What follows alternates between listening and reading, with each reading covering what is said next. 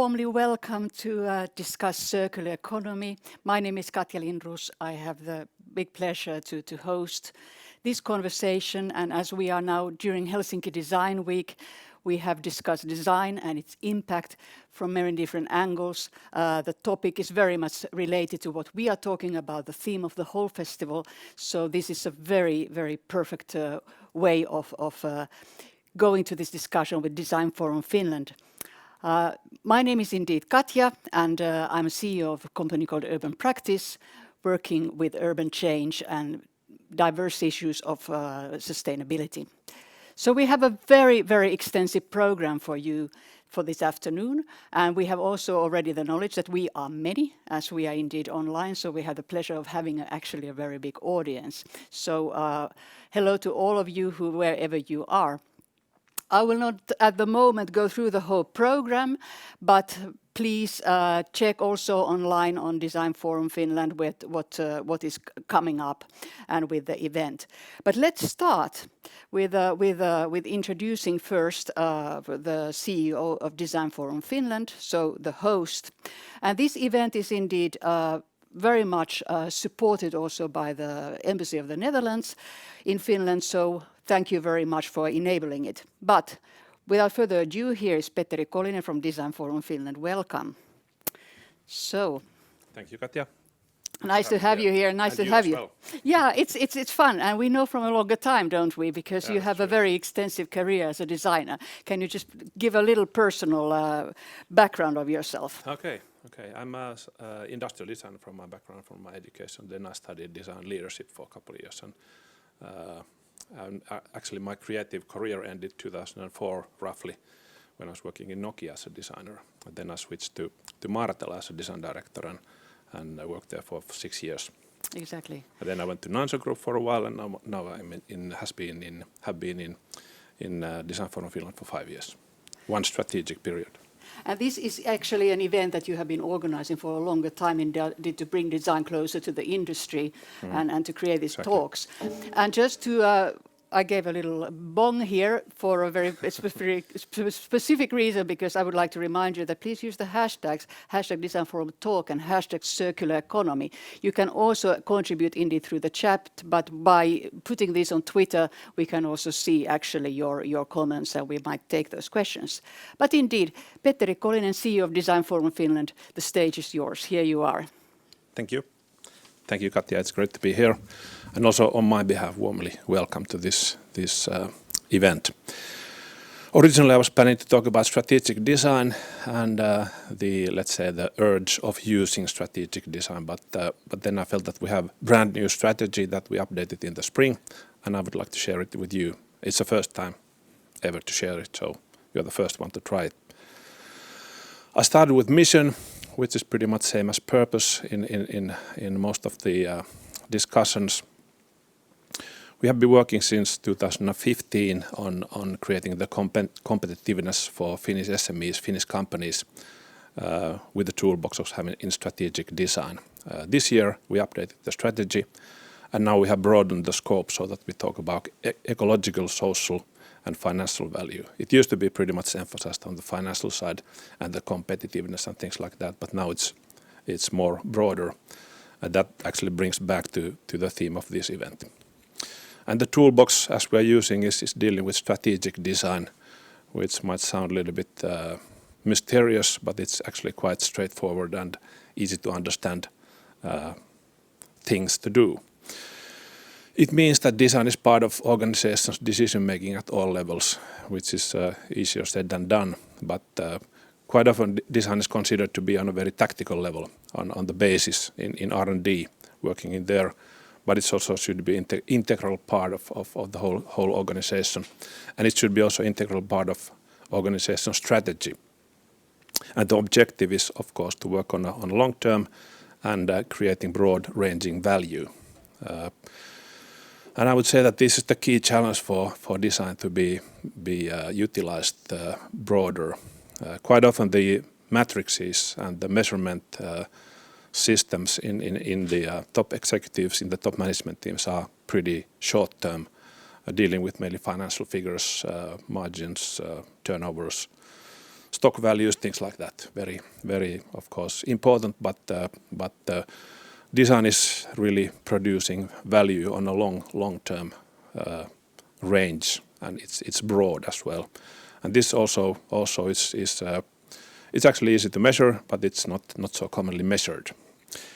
And we talk also about this coherent value. It's not only for customers. Customer experience is quite often talked, but in this case we talk about owners, financiers, own employees. That's really important stakeholders, and other stakeholders. So our sort of framework is dealing with the whole sort of coherent group of stakeholders. That's why I usually talk about brand experience instead of customer experience. It includes all these other stakeholders as well. From mission, which is actually the reason why our organization exists, the purpose, we move to vision, which is our goal, which is glooming there in the horizon. It's a little bit optimistic, and it should be a little bit optimistic, but not too much, so that we are not tumbling in our noses. We should be leaning a little bit forward, and we have crystallized it like this. Design for Finland is the most important cooperation partner, pioneer and networker of strategically employed design. And of course it's quite a lot said, but during the past 5 years when we have been working with strategic design, we have managed to proceed quite far in this, creating a network, of course in Finland mainly, and also working with multiple companies, annually about 700-800 companies that we work together with. We also have a group of members, about 60, which are in closer cooperation with us, and also we introduce and welcome other new members to be part of our organization. Strategically employed design means utilizing design thinking, design methods on a broader way, persistent and comprehensive manner in organizations. And this is also, design thinking is in my mind pretty much about the putting the people's need in the core of the thinking and starting from that end to create other things forward, and also utilizing design methods, especially during the era of the march of service design. The design methods have become quite familiar for most of the companies, but it's pretty much like putting the people in the core of the thinking and working with the company's culture from that standpoint of view. We also help other organizations, businesses, organizations to find the right design competence. We have, I would say, that the best talents of strategic design as part of our members, and in events like this we always try to find the key persons, and also with cooperation with companies to be able to help the company on a strategic level. And this should increase the sustainable competitiveness and respond to future customer needs. A few words about future customer need. I think that's also a really critical thing. Quite often we talk about customer experience, we talk about customer needs. I always talk about future customer needs because it's much more difficult and crucial for the success of the company to understand the future, where the customer need is going, or what does it mean in few years' time. Because there's always a certain time of developing products and services, and you have to understand the future. I worked in Nokia for 15 years as a designer and a design director, and I think this is the crucial thing that changed during those years. In the early years when we bypassed the mighty competitors, Motorola and Ericsson, this sounds a little bit ancient, but anyway, I think we were really much on the pulse of the future customer need. Later on, it became more internal, the notion of customer need, and it wasn't so progressive. We were pretty much more looking at our competitors and having internal opinions about the needs. But I think this is really crucial, that you understand what are the driving forces, what are the trends, what is driving the people in the future, and looking a few years ahead, using, for example, empathy as a method to find out the really deep customer needs in the future. Then quickly about our theme. We always in our annual planning talk about our themes, and this year 2020 we are talking about new value, And this is actually coming back to a couple of big global researches that has been stated that companies has to react on the demand of the people. Especially the digital presence has become a driving force that people are able to really demand something different from companies. Companies are not able anymore to just push their products and services on the market. They have to really deliver genuine value-based actions, attitudes, products and services, of course, in the market to be able to meet the demands. So this driving force is really crucial, and it's really important to understand in the strategies. Companies that are able to deliver the new value, the genuine value-based things, are able to succeed. And actually, now when the market is global, there are also good examples in Finland where the companies have been succeeding really well. And on the other side, if you don't deliver the value that the customers demand and share and recommend today, you have huge risk of being of perishing from the market. So this is the theme we theme always everything that we do, all the events, competitions, marketing, all the activities under the themes that we have been doing. So this was my short introduction. Katja asked me why Design Forum, but this is pretty much what we are doing, and it's in the core of our strategy. Thank you very much, Petteri. That's very interesting. I find it quite also open of you to share the learnings also from Nokia, because it's very often that we miss in sharing about actually the learnings from longer processes, and that's also sustainability. That Exactly. We are somehow able to put those thoughts forward. Your idea of the future customer needs, what would be something that you are now really would look at if you were working at the moment, for example, in a furniture company? In a furniture company, yeah, I think it's well, I used to work in Martela for 6 years. I guess the key now is the effects of the COVID-19 to the notion of working. Exactly. Yes. What will happen in working? I think that's a crucial thing if you think about the working environments and the people's behavior on a short term. Yeah. On a long term, I guess it's other driving forces and trends that are influencing. But usually the strategy is about 5 years. So I would say that on a short term, it has been dealing with the change of the work for a long time. But I guess now there's an acceleration. Yeah. Yes, it's an interesting time indeed to discuss it. We don't have to invent a sense of urgency. We feel it, and that of course opens up a lot of opportunities. Thank you very much, Petteri. I will take the little thing as I'm controlling this here, and thank you very much. And we will continue with the program. I would introduce you to a person who really has an overview of the innovation spectre of Finland in whole. So please welcome Nina Kopola, Director General of Business Finland. Nice to have you here in person. Yes. After all this sitting on Zooms, it's a delight actually to have some people along. I will shortly introduce you to our listeners. So you actually started as a Director General, no? That you quite exactly a year ago. Almost a year ago. Almost a year ago, so we can celebrate your 1 year in Business Finland. And just very shortly put, and I'm sure you can a bit enlighten it more, Business Finland is a Finnish governmental organization, so it promotes and facilitates and funds innovation. So it's a very important party in putting new directions actually forward in a very concrete way. And you have, of course, a very wide experience of working in corporations and different levels. And I looked at your CV, so you actually were for a long time also the only woman leading a listed public company in Finland. So a wide range of experience of working in the corporate field and innovation. Do you have something, just a fast relation to what Petteri was mentioning about the importance of COVID and this current crisis? How have you seen it in Business Finland?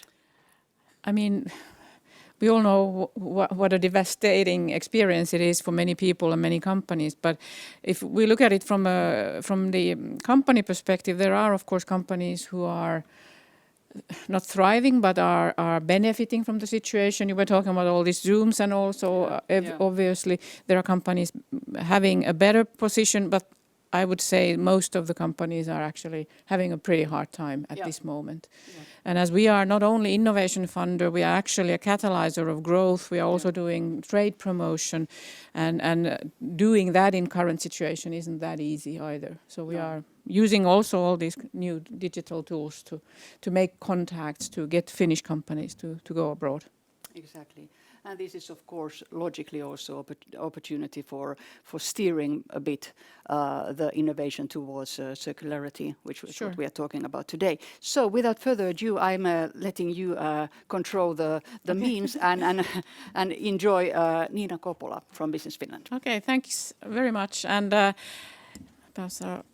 hello to everybody there on the other side of the camera lens. It's really a pleasure to be here talking about circular economy from the Business Finland perspective, which of course is linked obviously to design forum and objectives and so on. But perhaps I'll just start going through the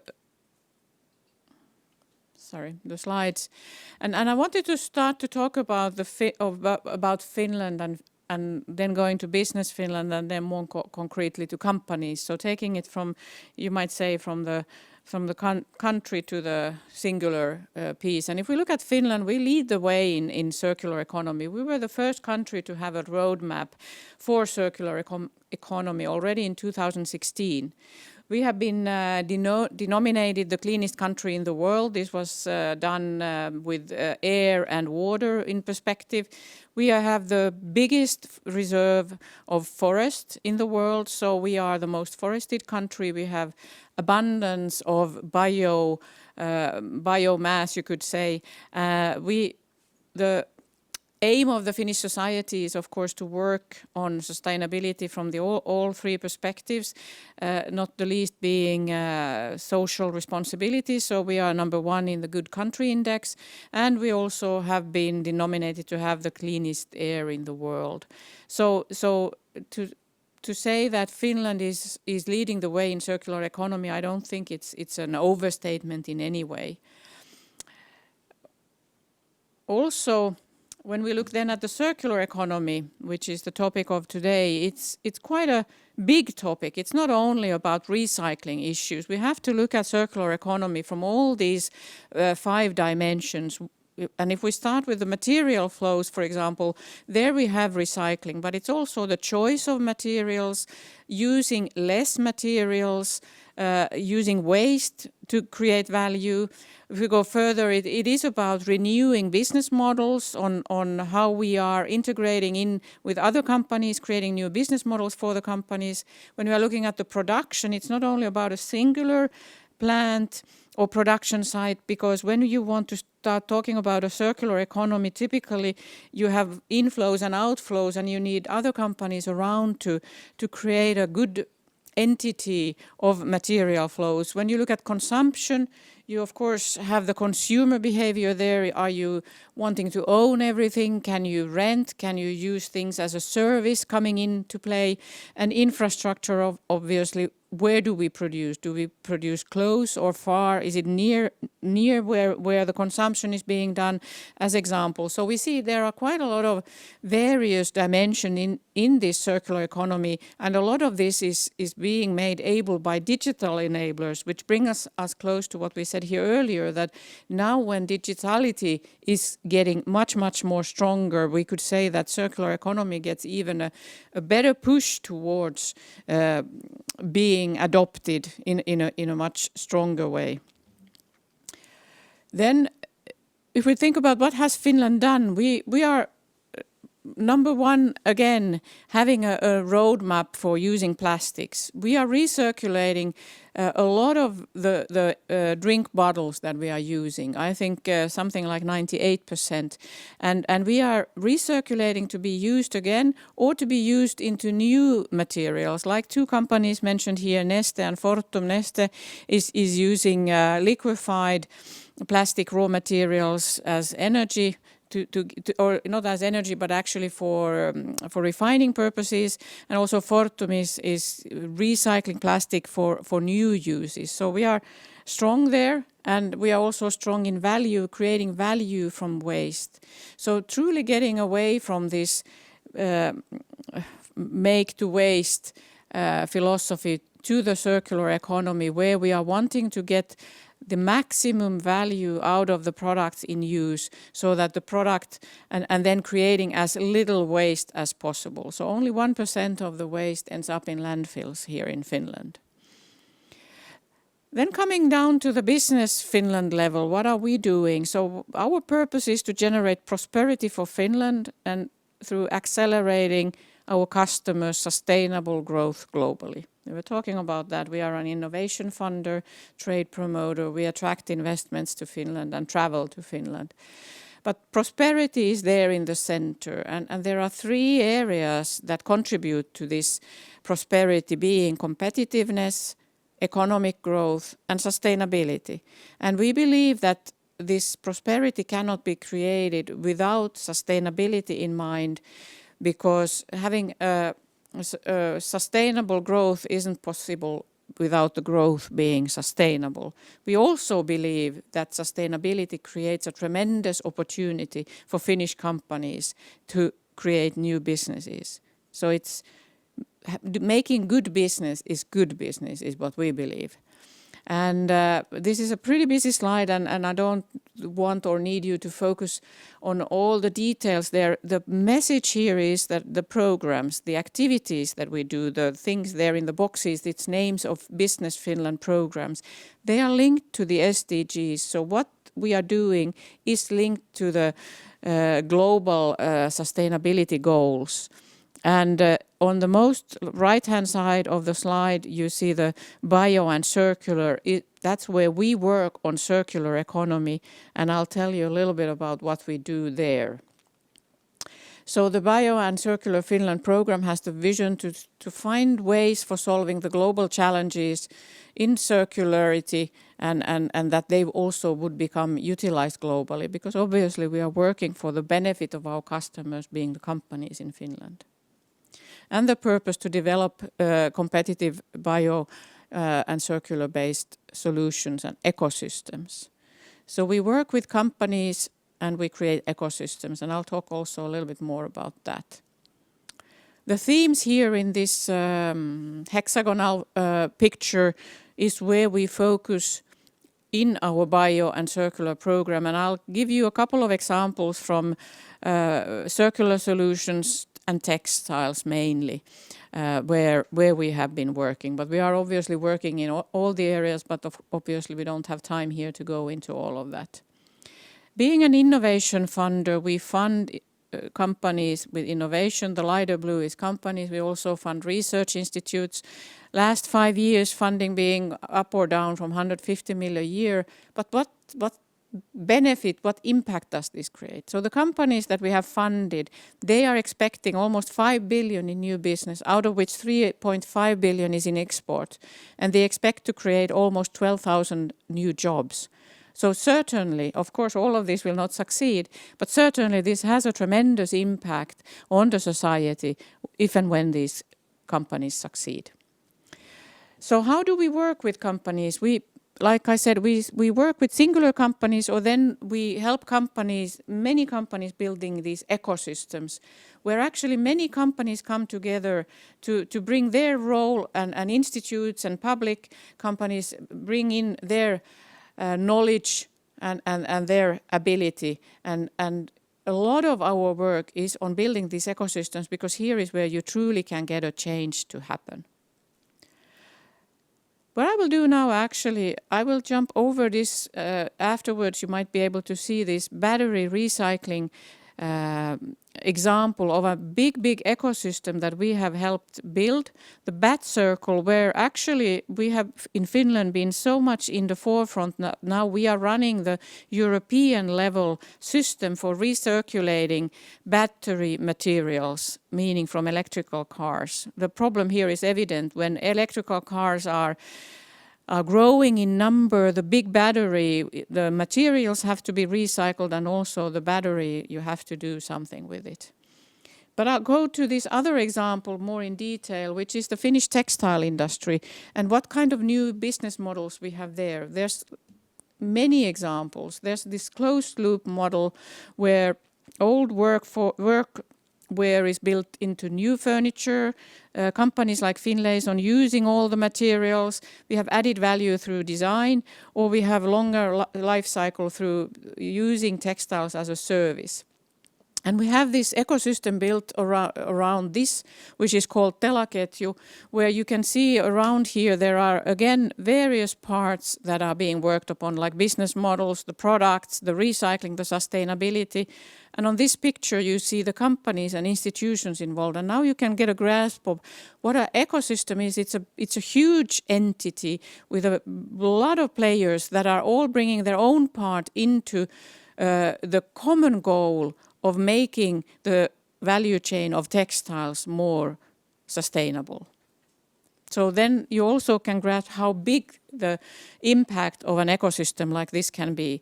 A singular example of this is pure waste that is creating yarn out of old or superfluent textiles and making clothes out of those. So again, using waste material to create new products. Another challenge is the cellulosic fibers and the natural fibers which are used in textile.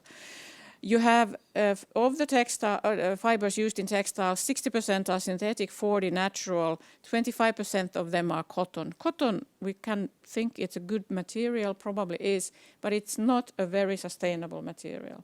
20,000 liters of water is needed for every kilogram of cotton produced. So the opportunity here is to create more sustainable natural fibers. And in Finland, the opportunity lies in using wood cellulose to create natural fibers. And here again, we have many companies working on this. We have Metsä Group creating a process where cellulosic fibers are made for textile use are made from pulp. We have Spinnova that is using again pulp and waste to create new cellulosic fibers. And we have Infinited Fibers making fibers out of waste. And I'll tell you a little bit more about Spinnova example, which is a very interesting, this is their material, amazingly circular fiber, where they truly are able to circulate the fiber from when it gets into the process. Clothes are being made, recirculated, taken back, and then new fiber created. And in today's world, this obviously is a tremendous opportunity to be able to do that. They also have where design comes into this, to create the design so that the product itself, here being the backpack made out of the Spinnova fiber, but that there's no metal or anything that needs to be removed, that the backpack as such can directly be brought into the process of recreating the fiber, and so it can circulate continuously. There are other examples where this fiber has been used in designer materials, being just one of the examples where we have been supporting companies to create sustainable solutions.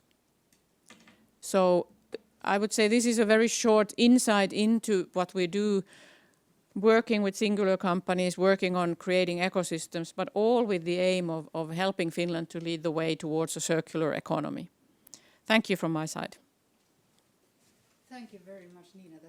That was really eye-opening and definitely something that even in the context of Finnish, let's say, more wider media conversation, we have actually very little knowledge of, because we still very much discuss in the terms of economy of the industry in pretty much in the business as usual way, and there is so much innovation.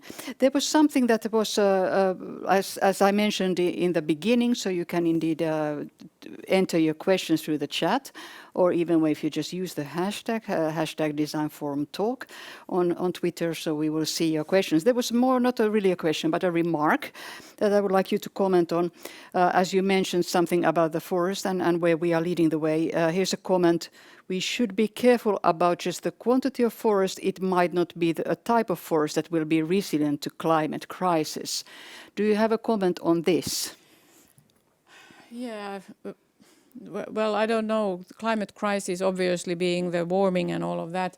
The ecosystem in Finland at the moment is pretty resilient, but not really in my expertise. What will happen if temperature in Finland suddenly would rise? But then we have a much bigger problem altogether, I would think. Exactly.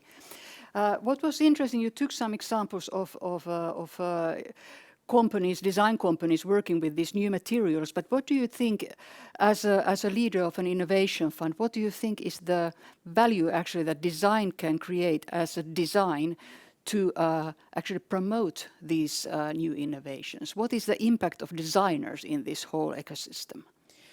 I think designers have a tremendous impact because if you think about the backpack, for example, it is designed to be recycled. For example, as an example, so to take the design into view and the how the material is used, how less material as possible is used, how you take into account what will be the next step of using of that material and how it will enter the cycle again. So to have the whole cycle in mind, it almost is the designer's task, isn't it? You could argue. Yes. So I would say design has a tremendous role. It's not only in clothes, it's in everything. It's in a table or microphone or whatnot, that how do you make things that you can actually recycle in an economical way, in somehow economical way at least. Yes. Do you have something that like as a wish, like what would be a way to actually make this side of designers, in a way, this superpower of designers more, let's say, widely recognized, so that even more companies, even more industries would employ designers exactly in that role that you described? I think it's coming because we are going towards the circular economy. We are seeing the value in taking out all the value from a material. I don't think many companies today anymore think they can just use the material and then create a lot of waste. So how to do that? That's where the design comes in, as we said. So I do believe that we are going towards that direction. Yes. We will see that, and Business Finland will definitely help the way. Thank you very much, Nina. It was such a delight. Thank you. And now I take the controlling measurement again, so this one, and I'm very happy to, I think I am able to see you, Romi. Hello? Hello, are you there? I can see you. nice to have you there. So where are you actually located at the moment? I'm in London. I'm sorry, it's a very echoey office. I didn't have a lot of time to prepare for this, so it's an emergency office. It's an emergency office, and we are happy that you are there, and we are all these days, I think, pretty used to a bit more improvisation than commonly. Exactly. So this is fantastic that you are here. Indeed, as you might have looked at the program, she is indeed stepping in to speak for Vestre, and we are really happy that Robin is here. I will just very shortly introduce and then let you give your presentation. So you are commercial director for Vestre in the UK. And Vestre is a Norwegian manufacturer of street furniture, and some maybe people who follow a bit the design news has been quite a lot in news. So you have a very progressive headquarters going to be built, or what is it, factory in Norway, indeed, in the terms of sustainability. And you are a chartered landscape architect, so that has been very much the approach that you have been able to also draw learnings from. And we would like you to discuss indeed case Vestre and how your company is employing these SDGs, but more widely the challenge of going circular in design. Please, the stage is yours. Okay, thank you very much. Thank you for the introduction. Yes, I've been working with Vestre for 4.5 years here in the UK. And it is a relatively small Norwegian-based company. but we're expanding rapidly globally, but particularly in 3 new markets here in the UK, in the United States, and in Germany in particular. We have teams and offices in those places, as well as Norway, and a factory in Sweden as well. So very much Scandinavian in essence, and we take that philosophy through everything we do. The business was set up in 1947 by my current CEO's grandfather, who's the gentleman second in from the right-hand side on this slide. And it was a very small engineering-based business that was set up at the end of World War II. And he was very engineering-minded, started manufacturing play equipment, automatic fish cake making machinery, patenting saw clamps, various products that came to market and he invented. And over time, that's gradually moved into street furniture, and that's what we do currently. The business is very much Norwegian based. All of the manufacturing, the design, the finishing, everything is currently carried out in either Norway or Sweden, and that's very important to us for reasons of sustainability and quality as well, actually. And that's really important when I talk about the sustainable approach we have in the circular economy. I'll explain a little bit more about that. Still a family-owned business and still very much based on the same values that it was set up with Jan Christian's grandfather. So we now are one of the leading companies.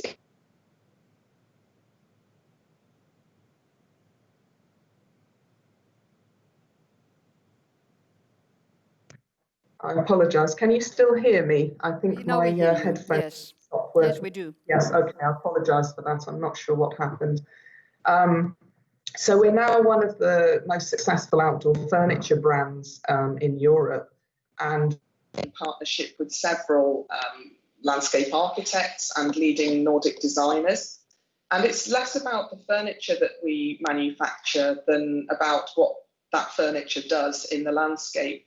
It's very important to us that we create social meeting places and bring people together, especially in today's society where trust and cohesion are sadly lacking, and it's becoming more difficult to build communities around migrating people from different countries. So our focus is very much about letting people meet and share ideas and bring their life experiences together and get to know each other.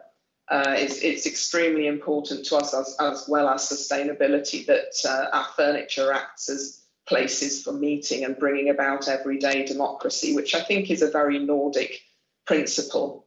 And much of what we do is really based around the principle of allemansretten, which I hope I've pronounced correctly, and I'm sure you all know extremely well what that means. And we take that value throughout the globe, and where it's not known so much, certainly not here in the UK or in the United States, it's about avoiding this polarized them and us, which we're seeing more and more in society. So as much as exporting Nordic design, we are exporting the values and ideals. And if I show this video, hopefully, shortly on Times Square, it will explain a little bit more. I'm hoping this will play. Apologies, it's not wanting to at the moment. Can you see that? I'm not sure. It seems to be playing on a different screen, but hopefully you can see this. But I'll explain a little bit about what happened in Times Square. Snøhetta, Norwegian architects, 7-8 years ago now, initiated a redesign of the whole area around Times Square, and they transferred it from about 80% trafficked to 80% pedestrianised, and it's totally changed the entire area. And we've been very fortunate to furnish these new pedestrian areas with our furniture. And as much as bringing people together and creating a more balanced society where people can sit and eat and take a coffee without having to buy one in one of the shops, this is where our approach to circular economy comes in. During the time where these pieces of furniture have been laid out, I think about 3 years now, they used to replace a chair a day because of the use that they received, and something like 460,000 people move through Times Square every day. It's an enormously busy area, not currently, obviously. And it's transformed from replacing 365 chairs a year to one in that time. So as much as it's about recycling and repairing and utilising opportunities to really embrace this circular approach, our approach is very much initially about durability and ensuring products last. And we offer very lengthy warranties to support this. So that's our initial approach, really, to utilise as few materials and resources as physically possible, keep them in use for as long as possible, and then obviously at end of life make sure they are fully recyclable.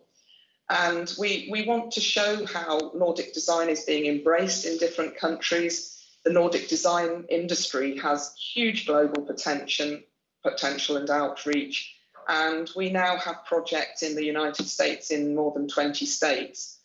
So we like to sell what my CEO calls Viking quality, this durability, and we're utilising surface treatments on all of our furniture to enable that durability from the Norwegian oil industry.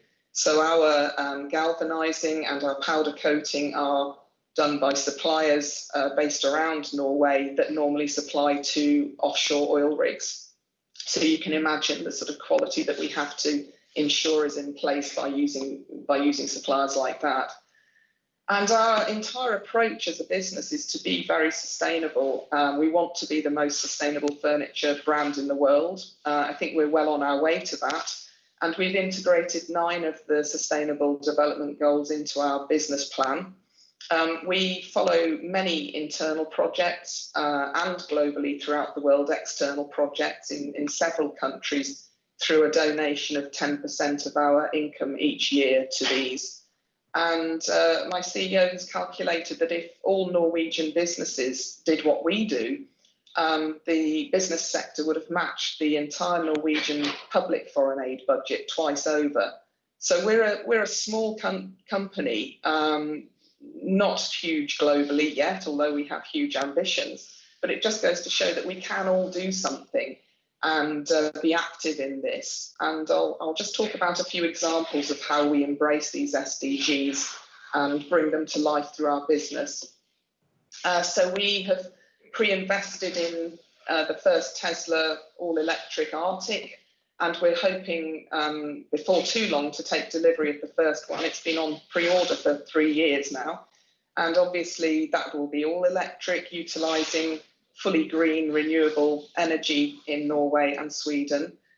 So we're looking to be able to transfer all of our production between our different factories and plants throughout Sweden and Norway by this transport. We currently use the highest grade of biofuel, but this is another step where we will reduce our impact further.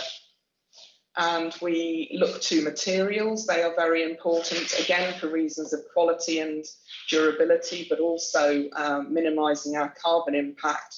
So we currently only use steel from Nordic companies. So at the moment it's Swedish, offering a 30% lower carbon emission to cheaper steel from Asia. And in 5 years' time, when it becomes available on the market, we've pre-invested and we will be using only fossil-free steel, which is currently coming through production, not yet available. And we work very closely with Hydro in Norway and offer one of their low-carbon aluminiums, which is 75% recycled from post-consumer scrap. And that comes with 8 times lower emissions than the global average. So these things are very important. We look to piloting circular business models, looking to circular manufacturing wherever we possibly can, and using recycled content as much as we possibly can. But there are other aspects which are really important to us. And for instance, hostile design is in our sector, in landscape architecture and urban design, becoming very prevalent and something that we don't support and won't accept the requests that we have to place an armrest in the middle of the seat, for instance, which stops somebody sleeping outdoors on that bench. And We don't apply anti-skate boarding studs which stop people using them for skating. It's a very difficult conversation we have in the US and here in the UK with our clients, but we just believe through Allemansrätten that people should be able to use publicly available furniture in the ways that they wish. So, as I mentioned, the circular economy extremely important. We now have this Vestra Vision Zero, which means that all of the furniture that we manufacture is designed to be used forever. I'll talk later about our factory and our approach through the new factory that we will have operational within a year or so. And the plan is that everything we manufacture has an extremely lengthy life and warranties to support that. But when it's ready to be recycled, we can and will take that back, strip it down, replace the timber if necessary, repaint in a different colour if required, and that furniture goes back out into the world having used about 70% less resources than it would have from new. So that's very important to us. And these benches were installed in Haugesund on the west coast of Norway, where the company originated.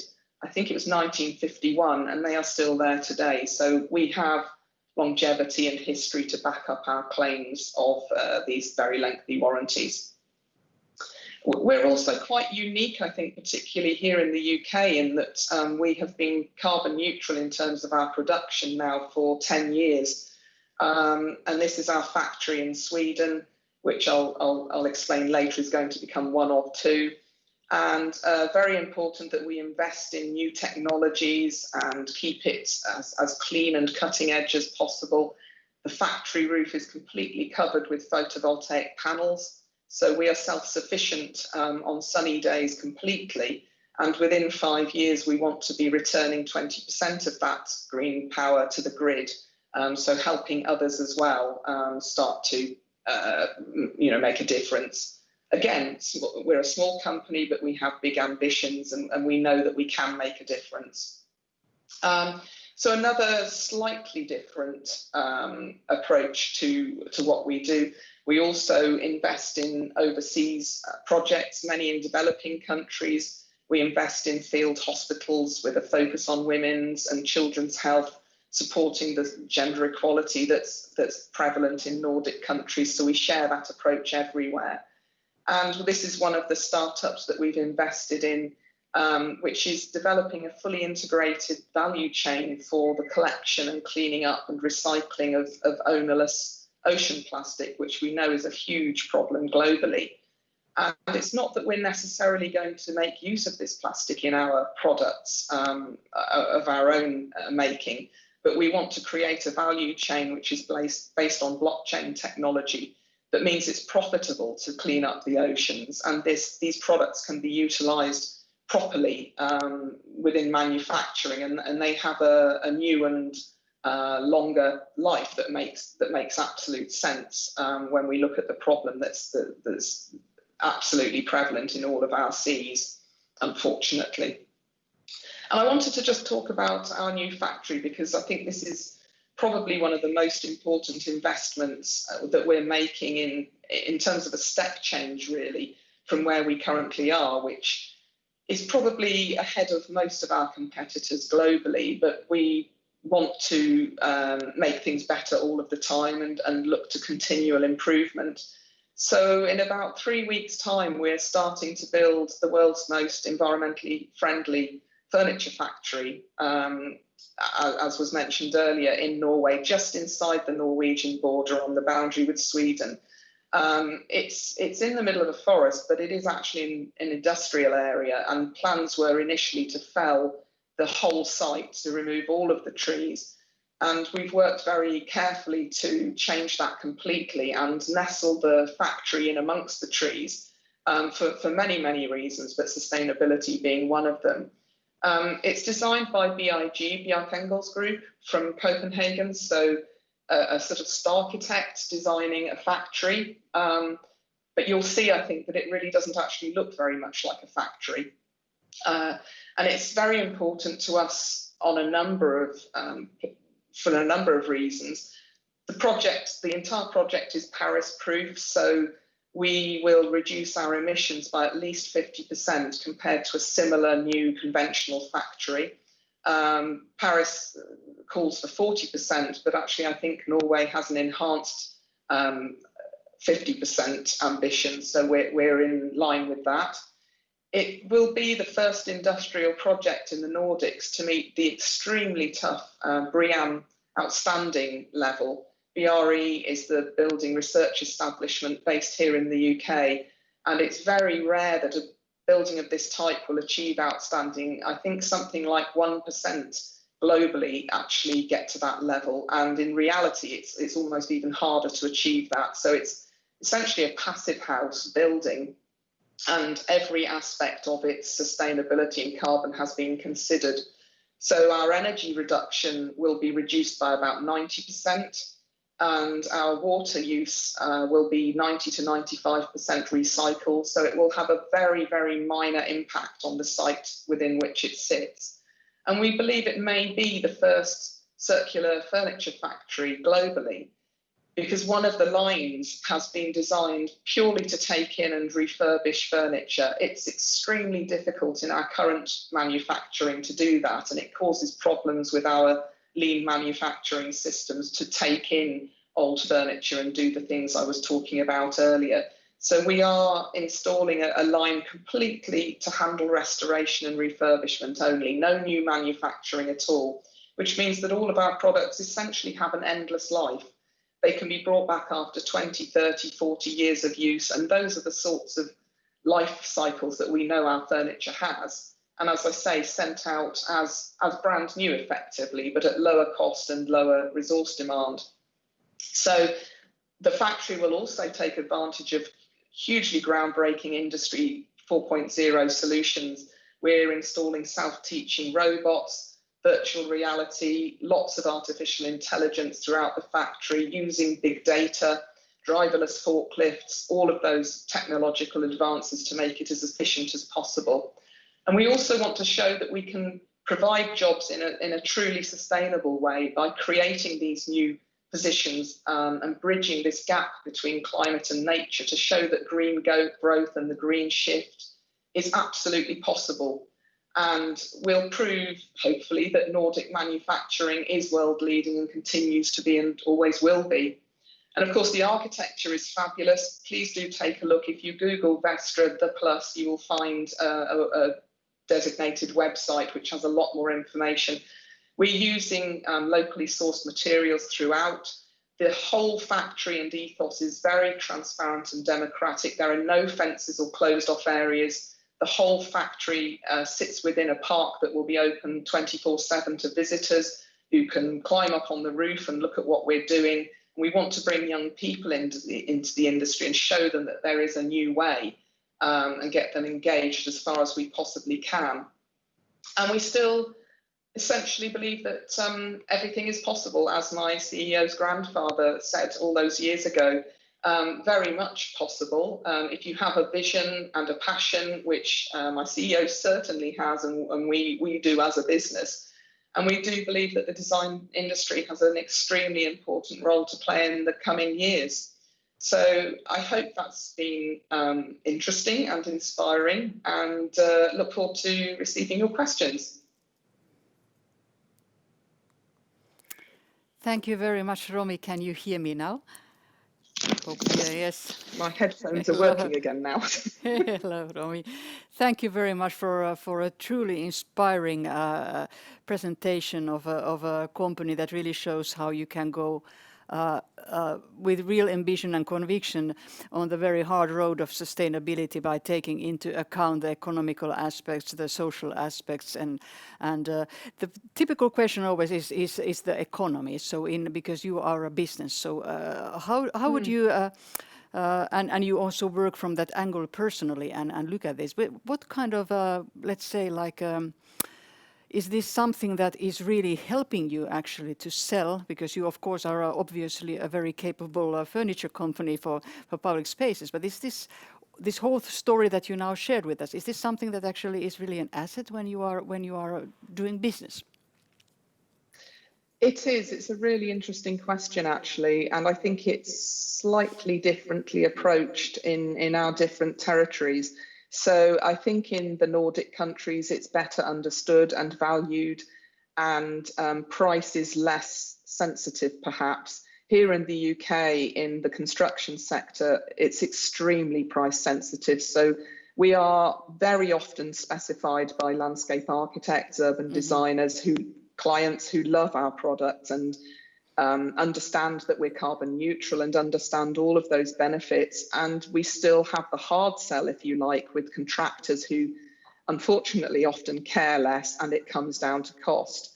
But we are a profitable company. We're a successful company. We're growing, I think, around 20% year on year, probably less this year, purely because of COVID. Yes. And it is our ambition to prove that you can sell from high cost countries. You don't have to turn to Chinese manufacturing or competitive, much lower cost countries that just don't have the same focus on quality and durability and sustainability. So I can't honestly say it's easy, and probably particularly here in the UK and the United States. But it is successful, and I have just expanded this year and employed 2 additional people here. So we are expanding and we are building and we are showing that you can do it.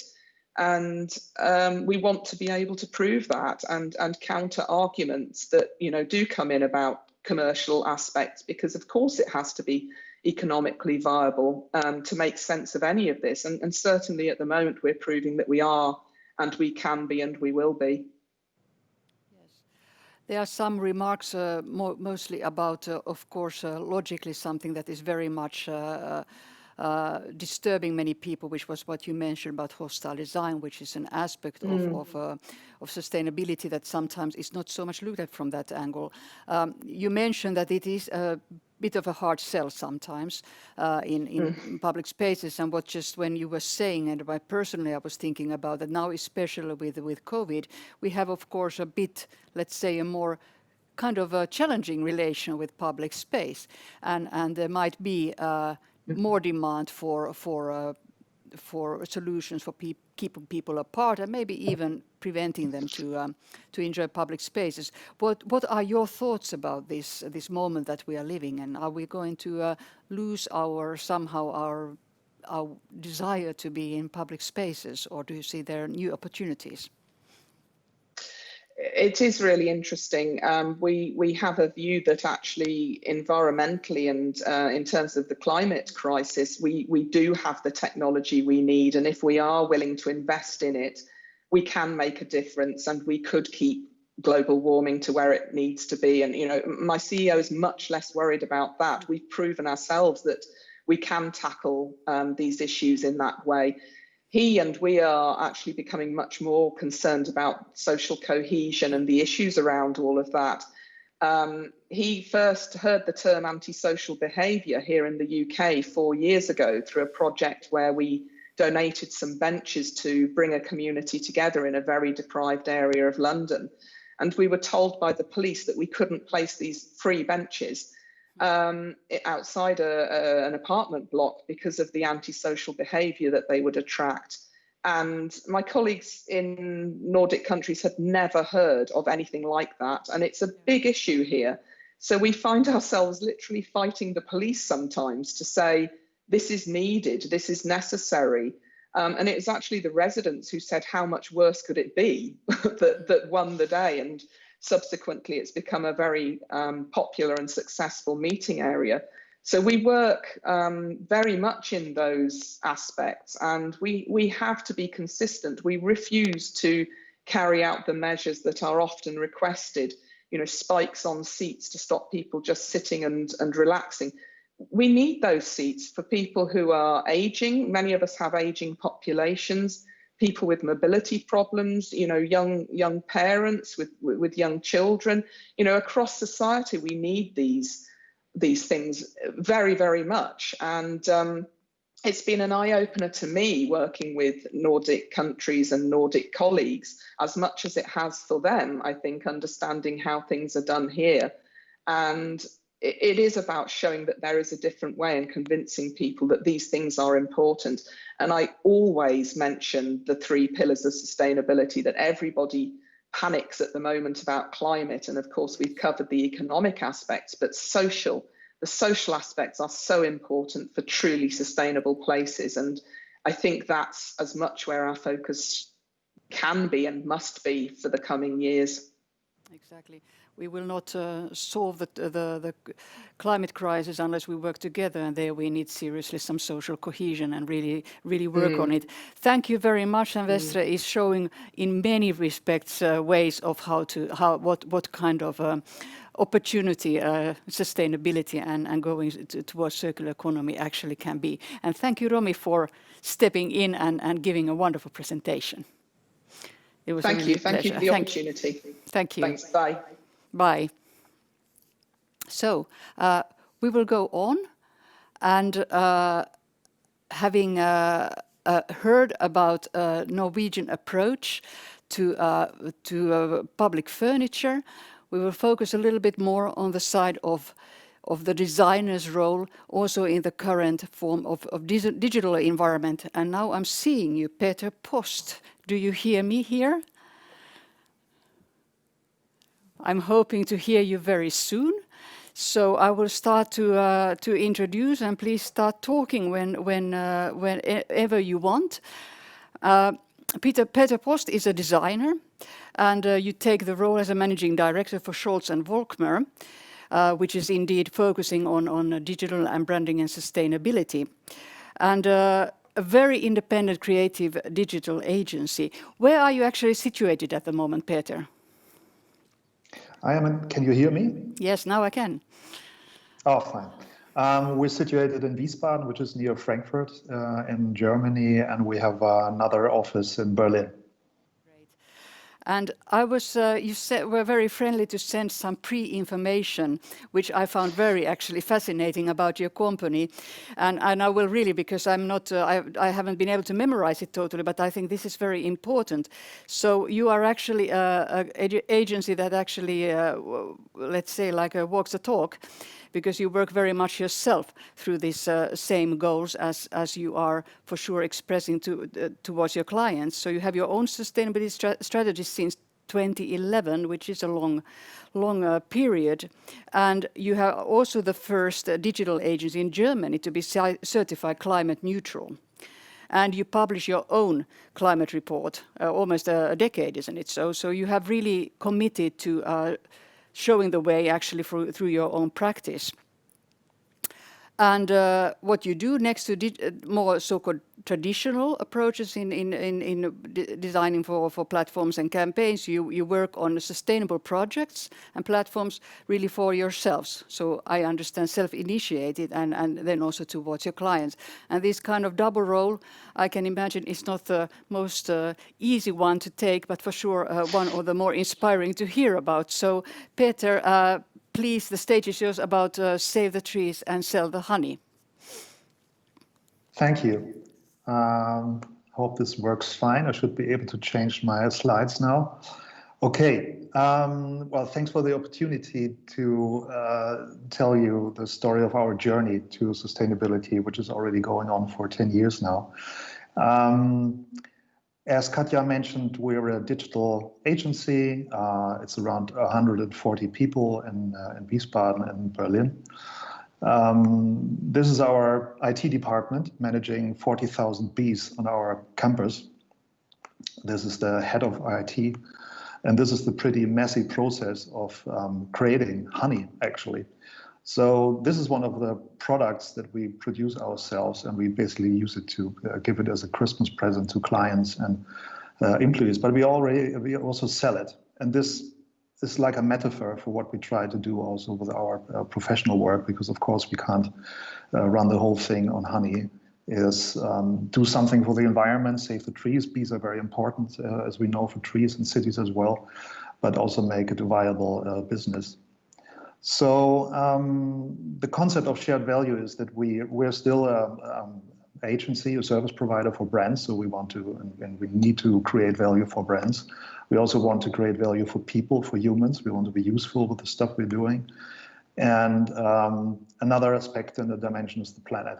And of course, not every project that we do matches this concept, but there are more and more projects that we do that fit into this shared value concept. So this is a small overview. I will dive into one or two of those later on. So this is client work that we do in the field of sustainability. It's from campaigns to services to digital platforms. But as Katja mentioned, something that became very important to us are our own products. And we did this from the very start. We started to do stuff and develop services and products for our own use in the agency. But it became a kind of a research and development department where we develop knowledge and technologies that we can use in client work as well. And I want to dive into this a little bit more. The whole thing started 2010, and we laid out a path for ourselves on how we want to make the agency. We already exist now for 25 years, more sustainable. And this was our concept here. So first, reorganize and change the agency itself, then take our employees along the journey, then being active locally in the city where we live and where we work. And with all this experience, then go to our clients and try to help them on their journey. So let's start with the agency. Now, I only can show a few things that we did because of the time, but I hope you get the idea. So this is how our campus looks like. It's an old hospital in Wiesbaden that we refurbished. This is how agency life looks like at Scholz & Volkmar. And this is Michael Volkmar, the founder, and it's important to mention him because he came up with the whole notion and the idea of sustainability 10 years ago and to bring this into the company. And I think it's very important because I mainly want to talk about how to integrate sustainability and implement sustainability in a creative and a design practice, is that you need ownership and independency, and someone like Michael in this case who really is driving this idea. I think if we would be part of a network of agencies and we would have to report to some kind of holding, it would be impossible to do a lot of the stuff that we are doing. So independency is a very important thing for us. So the first thing we did almost 10 years ago is to get certified climate neutral, which is pretty hard to do because you have to do a lot of work on the part of numbers and ciphers. So we started to report our emissions and measure everything that we do. We learned a lot about where we create emissions, especially travel seemed to be a big part of our footprint. It was interesting because then we could report back to our teams, creative teams, not only on how much creative awards they win and how much revenue they make, but also what client work creates the biggest emission footprint. And mainly travel, of course, is the big issue with us. We stopped printing the report. If you're interested, you can look it up on our website, s-v.de. We have our climate report up there with interactive graphics where you can really dig into the details here. So a lot of other things happened, but the next thing we did is take our employees along the journey. And we had quite some activities here from urban gardening, beekeeping, playing around with electric cars and other mobility means on the campus, which were a lot of fun. People liked it. But we also did things like this. We stopped buying mineral water and bottles because we think mineral water and bottles is a bad idea. And we created our own brand of tap water, which is basically an empty bottle named 158. That's the amount of CO2 in grams that you save when you drink tap water instead of bottled water. And every employee got a bottle, and that went south pretty quick. So we learned a lot about internal communication and how not to do this, because the failure here is that we actually took a decision for our employees and we didn't take it with them. So they kind of have the feeling that we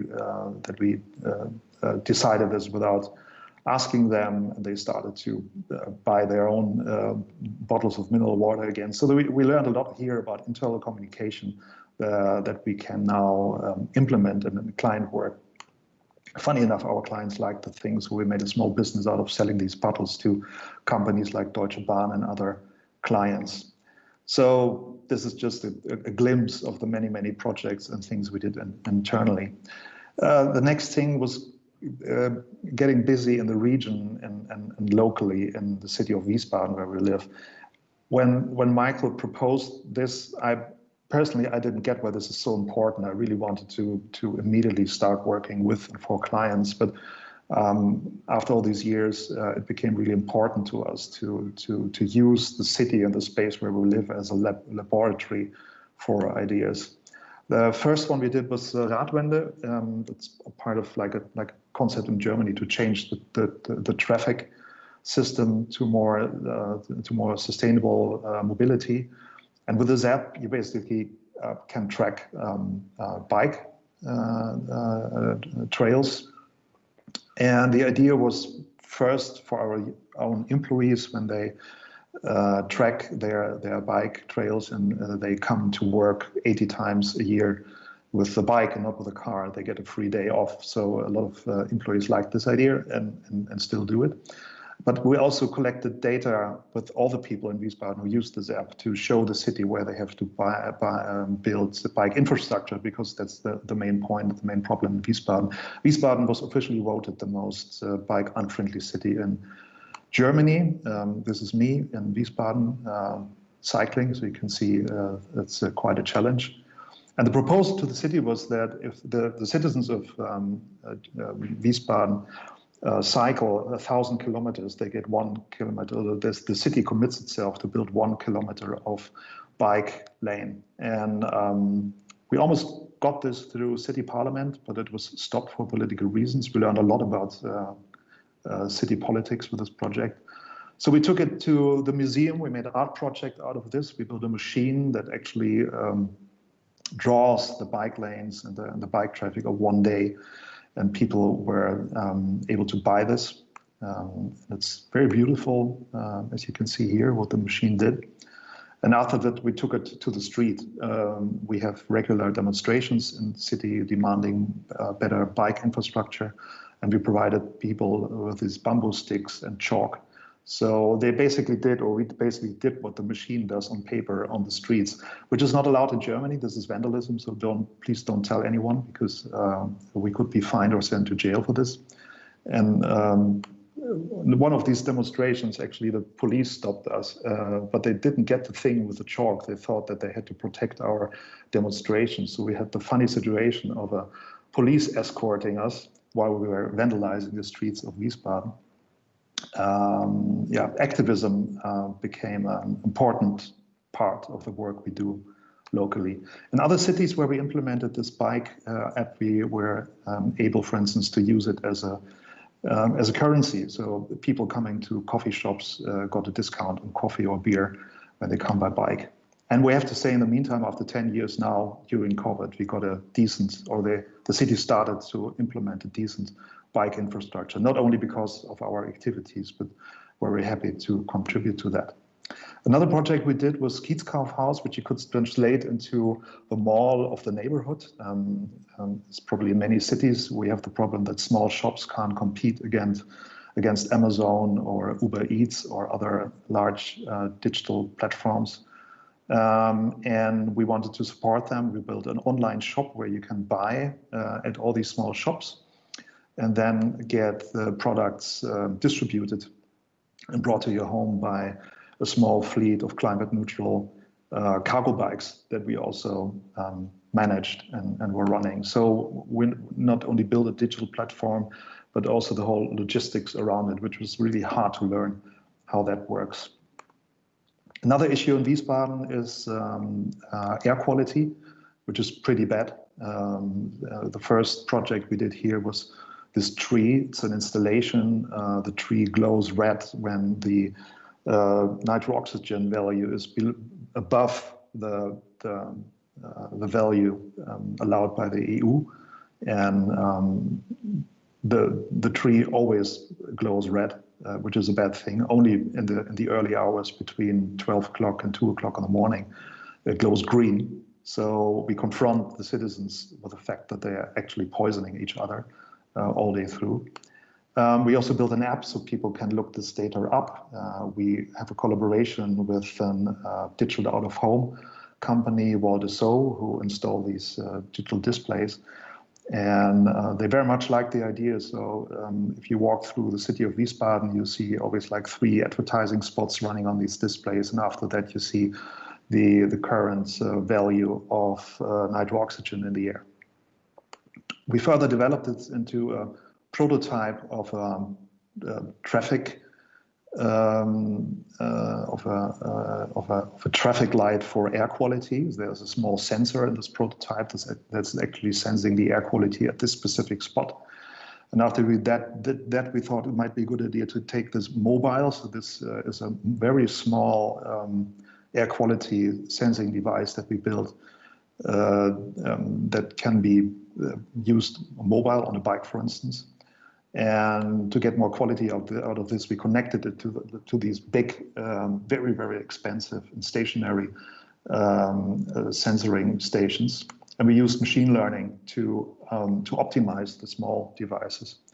So after we did this, we created the first mobile swarm-based air quality map of Wiesbaden, which is really interesting because you couldn't create something like this with the stationary machines of the city. So we basically attached these small devices to our own e-bikes and created this map. And right now we're looking into making a product out of that. So as you see, the whole thing of city as a lab is a big part of the work. We learn an awful lot here and learn things here that we can take then to work with clients. Talking about clients, before I show you some work that we do for clients, I want to mention one thing, because when we started this 10 years ago, of course, we had clients that also, like ourselves, we are not perfect, we're not 100% sustainable, but we do a lot to become better here. And our existing clients, of course, also had their issues, but we kind of decided to try to help them on their journey to sustainability. But when it comes to new business, we became very critical. So we decided not to do every pitch and every request that comes in. And that also led to a lot of discussions internally. So another thing that you have to take into consideration on how to deal with that issue, if you reject assignments or reject pitches and other things from clients. This is just an overview of a few clients. I erased the logos because this is not about bashing or judging these brands. It's just that we decided that we didn't want to make them more successful than they already are.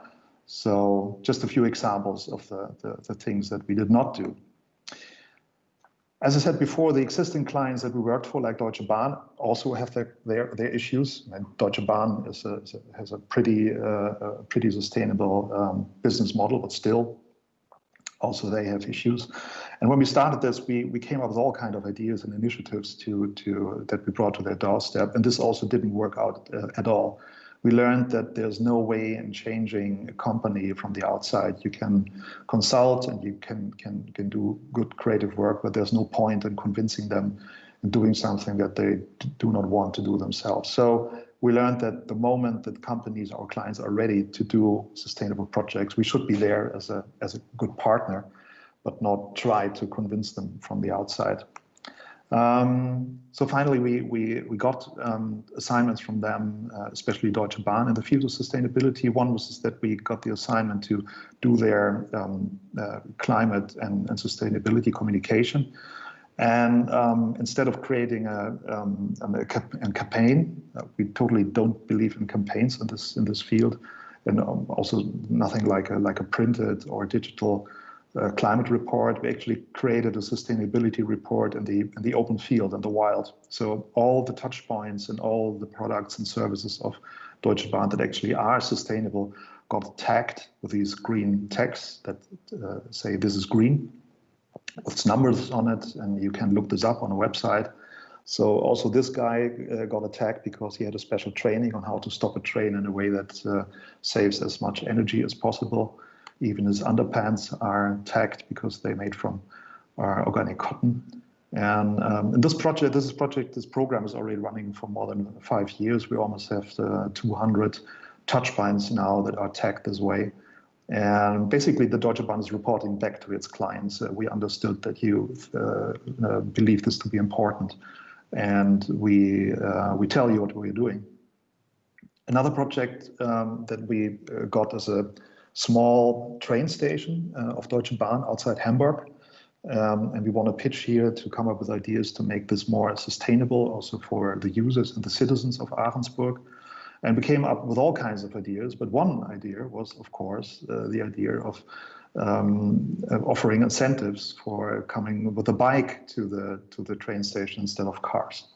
And maybe you remember the story from Wiesbaden, which didn't work out. And actually, we implemented this now with Deutsche Bahn in Ahrensburg. So just a few weeks ago, we launched this app. The citizens of Ahrensburg can collect kilometers with an app. And they can get discounts in the train station and also from Deutsche Bahn for tickets for this. But they also have a collective incentive. So we're very happy. Just after a few weeks, we already have 25,000 kilometers cycled in the city. And after 10,000, they got a bike repair station in front of the train station. So this is a means of gamification we use here to promote different mobility to the train station in this case. So this is a good example of an idea and a project that started like 10 years ago for us internally, and then we implemented this in cities where we live, and now it becomes a product. And it's so successful that Deutsche Bahn is rolling this out now in other cities as well. As I said before, of course, we also have regular client work, like for Riese Müller. It's an e-bike company here in Germany where we do all the branding and digital work. This is the platform. We also do the responsibility communication for them. Also developed kind of a visual system for them to also report and tag their activities in the field of sustainable production, sustainable manufacturing. And Riese Müller were also the first client that we discussed the issue of circular economy. When it comes to circular, the heavy lifting, as we heard before from Finland and from Veste, is done with material sciences, with designing circular products and with manufacturing them and changing processes. And we know little about this. We're a digital agency, so we can't help our clients, at least not a lot here in this field. What we're very good at is user experience design. So when it comes to circular, we want to focus on this part, extended use. And one research project we have here is, well, based on bikes in this case. The hypothesis is here to use a digital twin, but not in an industrial 4.0 way, but for end users. A digital twin that actually talks to his owner, where you can manage the value of your bike, you can upgrade it, you can prolong its life cycle, you can maintain it and repair it yourself. The digital twin is actually helping you to do this. You can also upgrade it, add new use cases, so to extend the lifespan and add new services to the bike, maybe so that other people can use it as well, especially when it is shared in a family. And at the end of life, also reselling the bike or harvesting components and materials from the bike back into the cycle would be also part of that. Also like a reporting part. So when it comes to circular, I have to come to the end. We believe that until now, like the digital platforms like Amazon and others, they were built to sell products. And we believe in the future products should become their own platforms for as a marketplace to manage themselves and to especially manage the materials and components built to them. So circular design that we discussed today is mainly about material processes, manufacturing, very, very important. We as a digital agency, we want to focus on circular experience design, so put the user in the focus because we believe that he plays or will play an important role in this. At last, I want to mention that we also have our small little design event every year. We organize one of the largest design conferences in Germany called the C Conference in April. Normally it is. And this also has a focus on design, technology, and sustainability. We have always an international lineup of speakers. And we hope to have the conference next year in April. And I'm happy to announce that we have 2 speakers from the Baltic area. Tallenne from Denmark, who is into circular architecture, and Red Aus from Estland, talking about circular fashion. We hope that this event will be possible. If you're interested, please have a look at cconference.org, where we will update the community and if this happens or not. Well, this is it. Thanks a lot for having me, and I'm happy to answer some questions if there's still time. Thank you, Peter. There is always time, and how fortunate we are that this was just when we are coming to a pause, so we don't need to stop you definitely, because this is highly interesting and important. And thank you for the invitation to the conference. Looks fantastic. I think people have been very, very immersed in your talk, so there is not that many questions. There are more comments and excitement about the approach. I could have one question that has to do with indeed this. You talked about this role of challenging the client, which is of course always interesting as a starting point, and how does it actually work out? I was wondering, have you been able to challenge also your colleagues, so other agencies? Do you see some kind of, let's say, like a positive way virus effect that your approach is taking a little bit more hold in your field of working?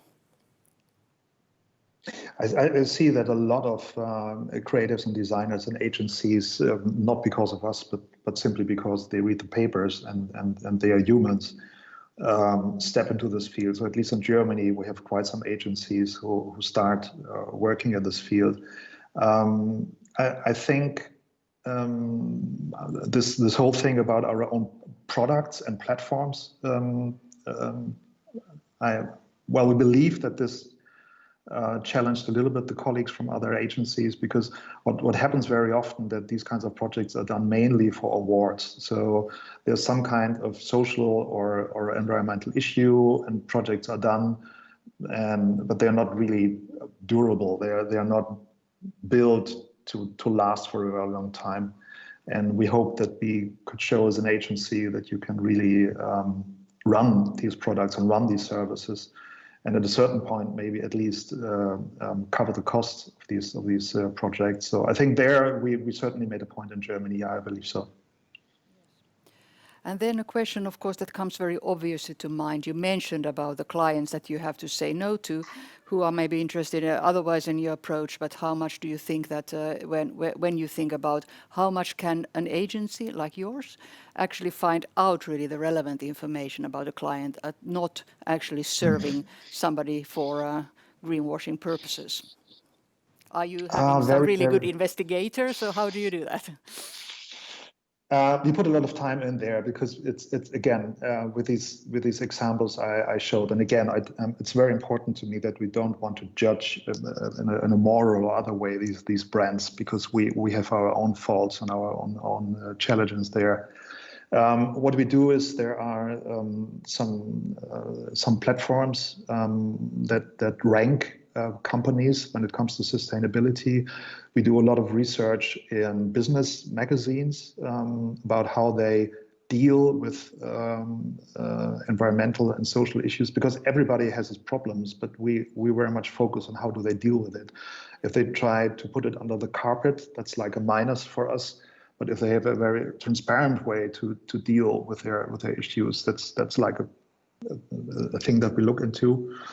But at the end, there's no scientific way of like measuring this. So we do a lot of research, and basically then it's an internal discussion in the managing board, but also with employees. And again, we had quite some conflicts there internally, because there were a few cool brands that have cool technology and probably also big budgets, and some of our employees were very interested in working for them. So I think it's good that you have this discussion internally, but at the end you have to make a decision for yourself. You can't leave this up to a calculator.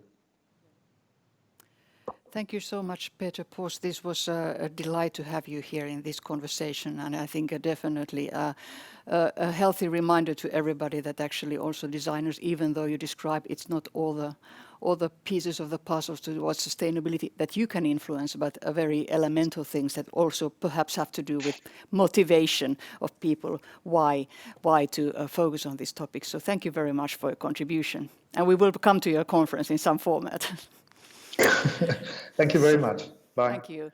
And we are now indeed entering a pause, and actually because this has been so engaging and so interesting to listen to everybody, so we have gotten some question or remarks about different presentations, and I'm happy to say that during the pause we will have a little extra video about Vestre. So while you are a bit stretching there and getting ready for the next part, enjoy. And we will come back at 20 to 3. So that is 14:40, if I'm right. So here you will see the schedule, and we will come back with a very interesting case from Finland, a very known company here, Marimekko, and their commitment to sustainability, something you definitely don't want to miss.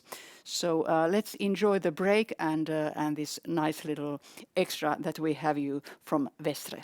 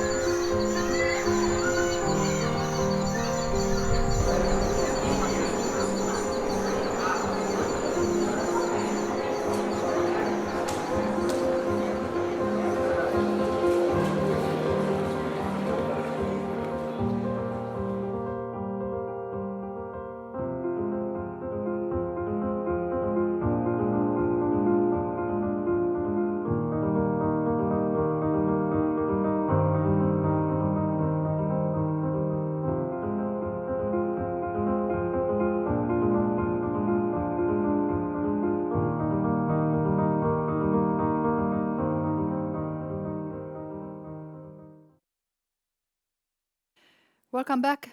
Hope this break was refreshing and you feel inspired to continue after a really fantastic first half. We have a even as fantastic second half coming up with very interesting and topical issues about design and how to move towards circular economy.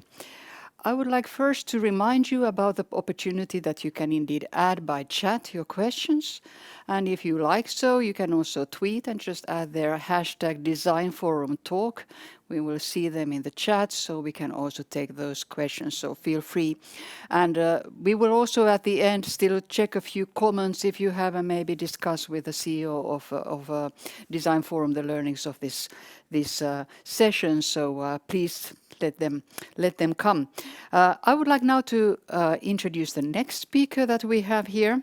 So she is working for Marimekko, a company with a very important design history in Finland and worldwide, and something that we definitely think that is a very tangible way of how to connect sustainability to design. So Sara Asbel, please welcome. Are you here? There you are. Nice to have you here. Great. Fantastic that you can be here. It's lovely to have all the international guests by having an eye contact through this stream, but it always is a pleasure to have somebody here beside me. It is just different, we can't help it. So I will shortly introduce you who you are. So you are indeed responsible for the development of Marimekko's sustainability strategy.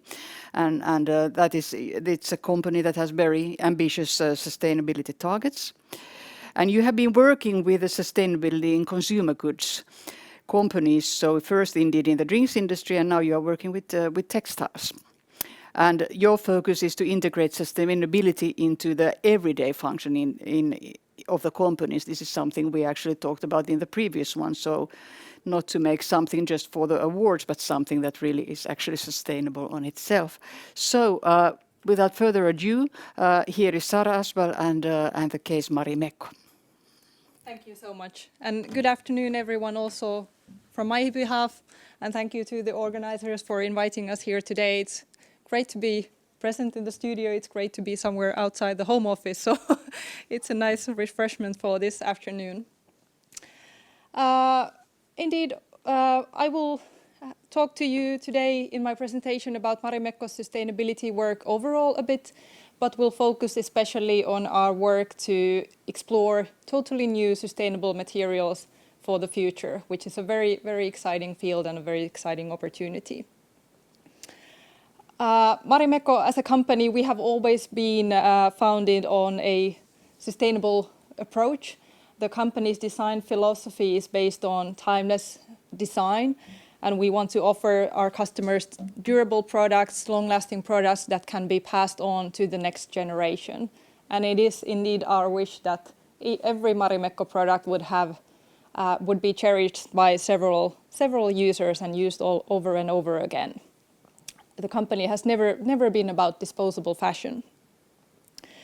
Timelessness is also a key consideration behind our sustainability thinking.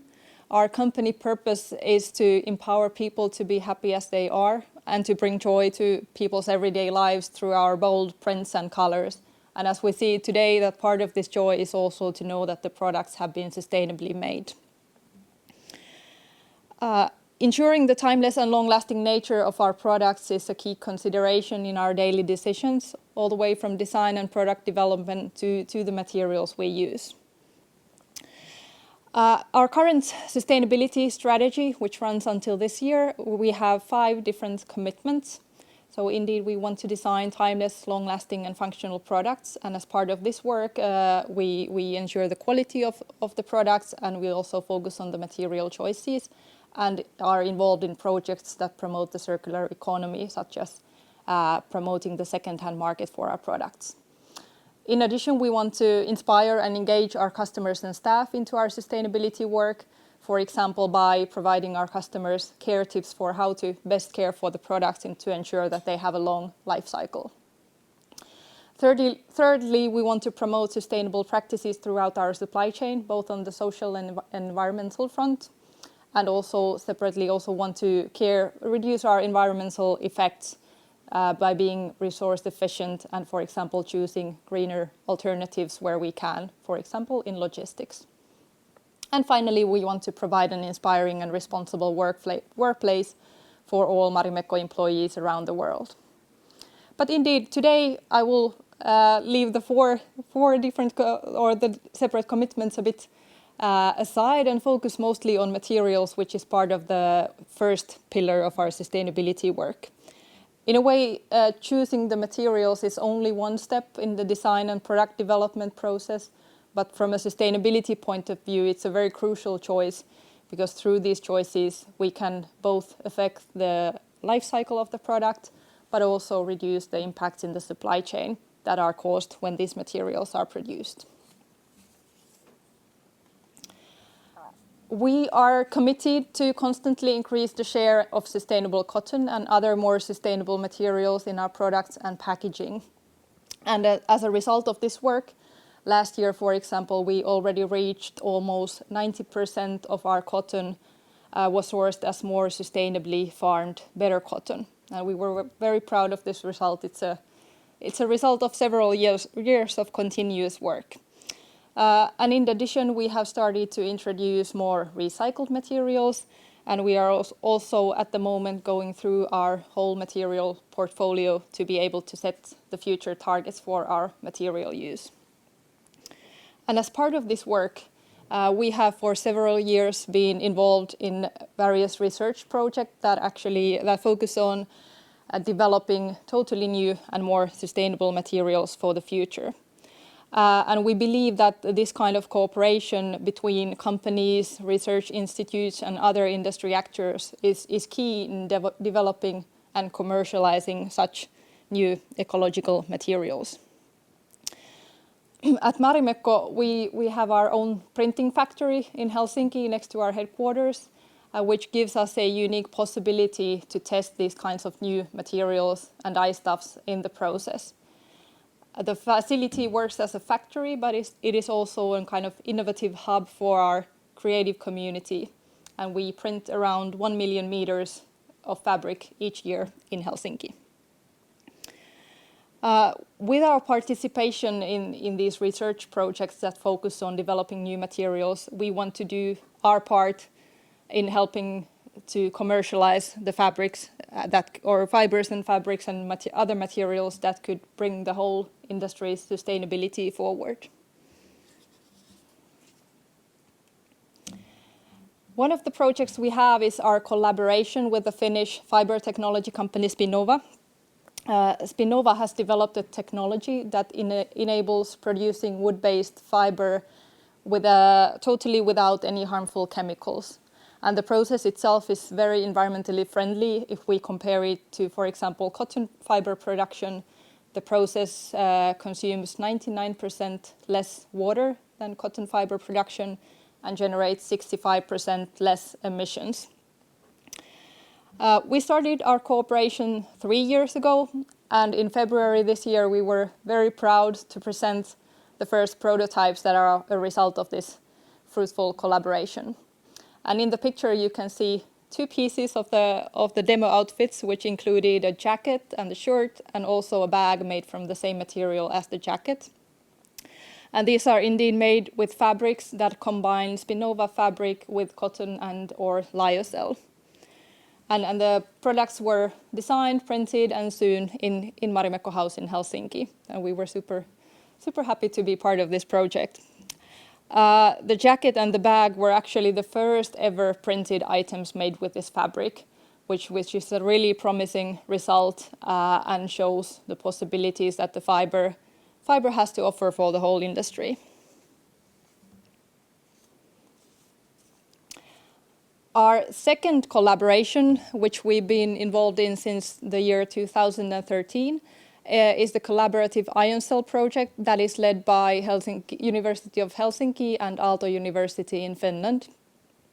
And this project is focusing on developing a birch-based cellulose fiber that is also produced without any harmful chemicals using an ionic solvent that is fully recyclable in the process.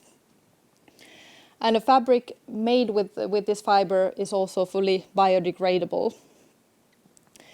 The first time we tested the printability of an ion cell fabric was in 2016, so already 4 years ago. But now last autumn we extended the printing tests to a newly developed fiber that has indeed been produced with the fully recyclable solvent, which further reduces the environmental impact of the process. We printed the iconic Unikko pattern on the fabric, which you can see in the picture. And after the printing, we tested the fabric in our own textile laboratory for different qualities. For example, how does the fabric resist washing and abrasion? In addition, a dress was designed and sewn out of the fabric, and the dress was also tested in real use to obtain data on how the material works as a clothing item. And actually the results in this project as well were really promising. The dress proved really pleasant to wear, and the fiber itself is actually stronger than the traditional cellulose-based fibers such as cotton or viscose. So we say the material as having a lot of promise as well. Most recently, also last autumn, we have partnered with a new Finnish natural dye manufacturer Natural Indigo Finland to dye Marimekko fabrics. And this initiative supports our work to increase the use of sustainable materials, but it further supports our objective of finding environmentally friendlier alternatives for the different substances and dyes and chemicals used in the industry. Testing this natural color was also an exciting opportunity for our creative community, as the color has a special shade of blue And actually during the printing, it even has a shade of green, which is then turning into the different shades of blue from like really light pastel shades to deep blue hues. And this is very typical for the dye. The dye itself is extracted from woad, värimorsinko in Finland, grown in Finland, and it's actually a plant with yellow flowers, and the dye is extracted from the plant's leaves. And it is an interesting alternative to the synthetic indigo dye that is used in the industry, and as for using natural dyes, for example, reduces the release of hazardous chemicals into the environment. And we were again very happy to be able to test how such a color would work in an industrial setting. The two previous innovations I described to you, they are in the pre-commercial stage, so the fibers are not yet available commercially. But actually this dye we were able to use commercially, and as part of our 70th anniversary year next year, we will have products in stores with natural indigo dyed fabrics, and for all our product lines, so garments and home textiles and bags. These were the most recent projects we have been involved with, and in a way already before the COVID pandemic we could see that sustainability was one of the most transformative megatrends affecting our industry. And with the pandemic we see that this trend is accelerating even further. We believe at Marimekko that timelessness, sustainability and circularity are qualities that all textile products will need to have in the future, and are very happy to see that these innovations and all the other innovations that are being developed in this field are already taking us into the right direction towards a more sustainable future. Thank you. Thank you very much for this enlightening us about all the work that you are now doing, and it's also very much it's so much in an active phase also with experimenting with designers and coming up maybe with even new aesthetic things. Something that is of course very important and quite familiar for people here in Finland is that Marimekko has indeed its own factories, yes. So you can really experiment there. When you think about your work, how important is it actually that you have really your place where you are printing your fabrics and you can immediately see what happens?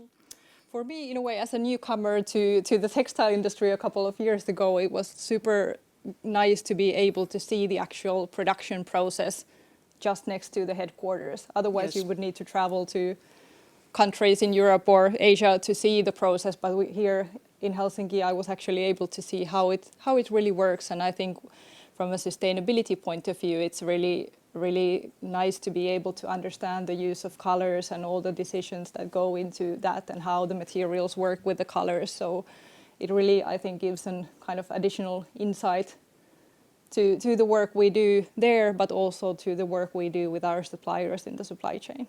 Exactly. Just a little reminder, so if you have some questions, so then please just use the hashtag #DesignForumTalk or add to the chat. What you just said about this aspect of Asia and so much is of course nowadays manufactured further away from the country, maybe where you are designing things. What about the appeal in a way commercially? When you think about your role is of course very much also Marimekko's own commitment, but do you think that there is some kind of shift happening in a way the desires of the consumers, what they are looking for in a company like Marimekko? Is it actually an asset for you, or is it something that you would do anyway? I think we are seeing that consumers are more and more interested in sustainability, and that comes as a kind of, there's research now being done after the COVID, and I think that shows a change of values, but it was already visible before, and that shows towards us, for example, in like concrete questions every day on where the products are made, what are the materials, and what are the impacts of the materials, what types of chemicals we use. So we get those questions every day. And we also want to have also increased our dialogue with the consumers in that sense. So for example, last year we launched this Q&A session in Instagram where consumers can actually directly talk to us and ask questions about sustainability and other topics as well. Exactly. But these have been really popular, so I think that shows the increasing interest from consumers. You were telling about some of these companies that you're collaborating with this innovation on material innovations, the fabrics. What about designers? It's always interesting to think about who are the drivers actually of this shift towards more sustainable ways of manufacturing. But often it's also actually how you design things. So, what is the work that how do you work internally together with the designers? What is the process that you come up with? Let's try that fiber and let's try that dye. How do these ideas emerge? I think it's a collaborative process that all the key persons and key departments work together, and I think it's a daily cooperation that is ongoing there, and an exchange of ideas, and I guess a combination of designers' ideas. Then we might have a supplier who is able to offer some interesting new material, and then how the collection will look like, and the combination of these aspects. And then I think overall there's, as you mentioned, and there's the unique possibility to use the printing mill, so that's also something we want to offer and develop also, that our work in the printing mill to test new kinds of materials and dye stuffs, for example. Exactly. Marimekko is a listed company. Yes. So you have to take certain aspects definitely of economy very seriously into account. How much do you, when you discuss internally, how much do you discuss also the factor whether your sustainability goals have a direct impact on your stock price, or do you have some kind of way of relating to this really from a very hardcore business angle? Well, I think I'm maybe not the right person to comment in detail, but of course, in a way, I think we see that sustainability is something that we need to do as a company, and that will also benefit us as a company, but also the consumers and the planet, of course. But we hope that will also be seen in the stock price. Yes. And as a last question, the designers, of course, they have their visions and their ideas. Do you think that this way of working might actually create some kind of new kind of Marimekko aesthetics? We all know the Marimekko for very bold prints, very strong colors. There is a certain, let's say, tactility that is very known for Marimekko, quite flat in a certain way, because we want to have that brightness of those prints. Do you think this might open up some kind of new directions for Marimekko also in the visual sense? Well, I guess we have a strong print heritage, and we try to combine that with the new materials, and it's again, I think, a challenge positive challenge for the designers to be able to use the materials in a way that is still recognizable Marimekko. Exactly. Thank you very much. So thank you. This was a very enlightening talk by Sara Asbe, the Sustainability Manager of Marimekko, and we hope to be able to enjoy the designs and the new fibers and get as soon as possible also all of us the consumers to try them on and to enjoy them. Thank you very much for Thank you. And I will take this little device. So we will continue, and I wonder if Rick Veenendaal, do you hear me, Horjumäe? Yes, I hear you. Yeah, hello. Who is Just there? a little bit more. Yeah, good. That's good. Perfect. Leuk. So we have the pleasure indeed of having here the manager of circular economy in Royal Arendt, and personally a fan of Gispen. So a big pleasure to introduce you. So I will a little bit tell to the audience about who you are, and then we can proceed with your presentation. So Rick Veenendaal is responsible for the transition of Royal Arendt towards a circular business model. So to transform a clearly a manufacturing company is of course having a lot of different strategic angles. And he is very happy to actually juggle a lot of different aspects around, and calls himself often unorthodox and even a maverick. So very much describing his role as connecting the dots, which is definitely what is needed in going circular, as so many things have an impact. And Royal Ireland has developed an ambitious strategy to make the next step, with vitalizing workspaces and sustainable products. And always with resources preservation and environmental integrity are in mind. So Rick, the stage is yours, and please share the design philosophy in a circular economy with us. Yeah, thank you. Great to be here today. My name is Rick Veenendaal, and today I want to tell you more about design philosophy in a circular economy. Hey, I missed some slides. Oh no. Sorry, I have just to get used to the... Seeing something, but take your time. Sorry, the wrong button. I'm there.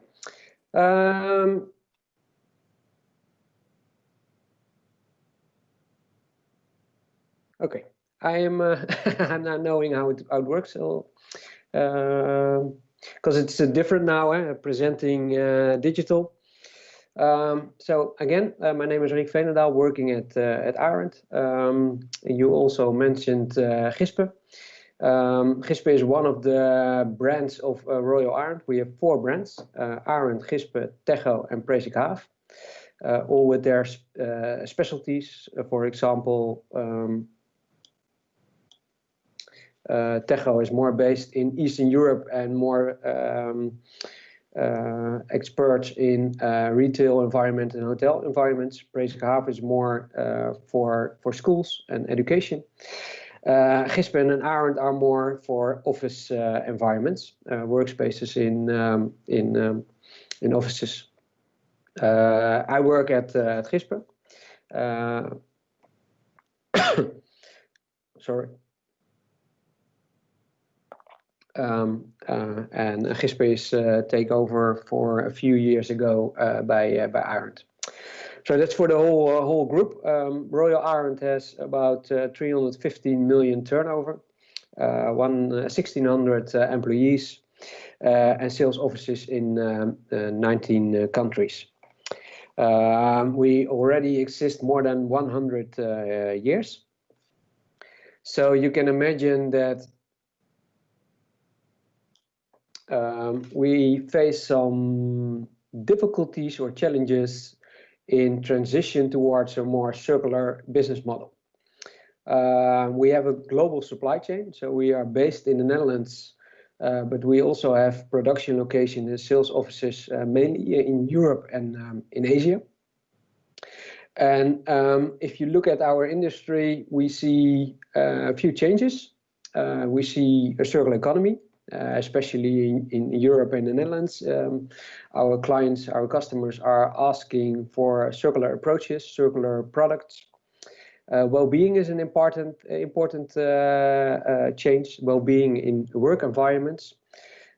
We see a lot of new guidelines for office and educational environments, and they depends on where on the world you are for the specifics.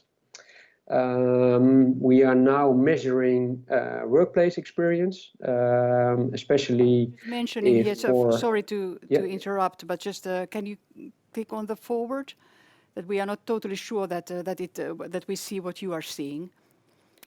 I'm now seeing the challenges and a picture of the world Okay. with a few dots. Let's see. Do you see that also, or? Now we see something. Yep, we're together. Yes. Yeah. Okay. Thank you. Sorry. Thank you.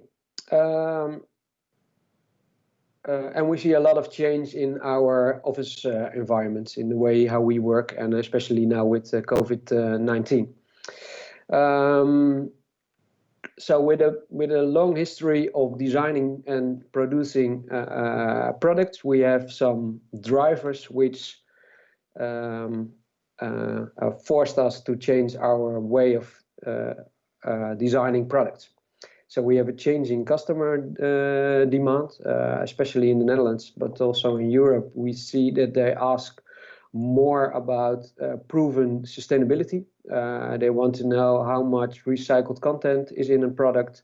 They want to know if there are, what is your environmental footprint of the product.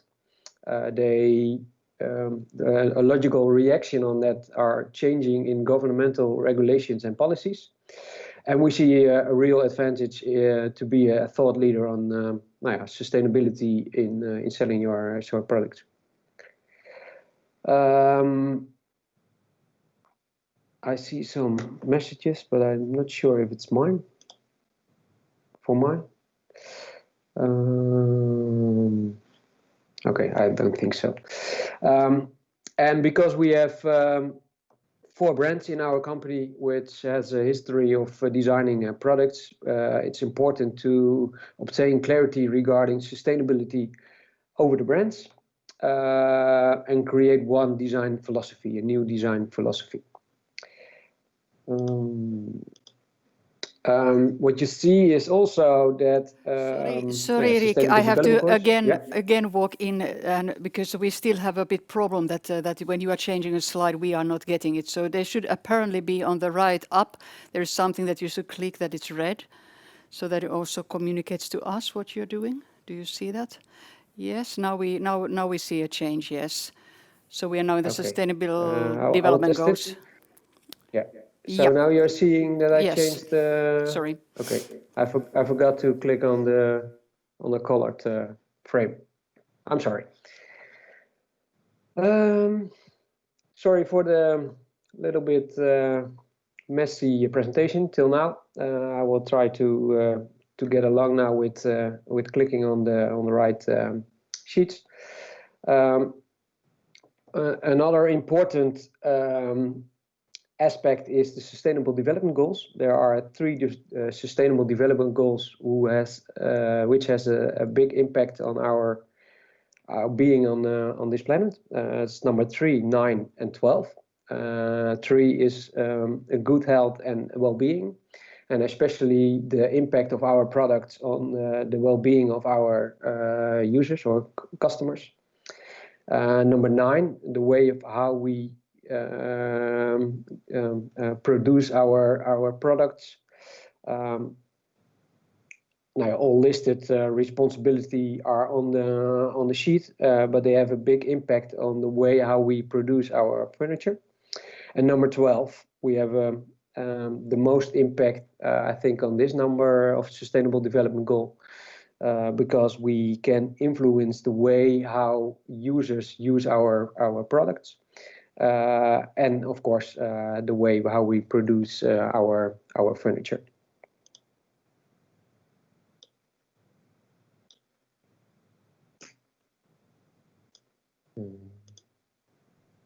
Yes. If you look back, we exist more than 100 years. We started with these 10 principles for product design. One of our most important designer, Friso Kramer, is known for his Dutch design, and in his philosophy, form follows function, and less is more are the basic principles of designing furniture. So we have typical Dutch design products, simple products, but with a good design. And all those aspects were very important in the normal way of how we design our products. And sustainability was a logical one of the 10.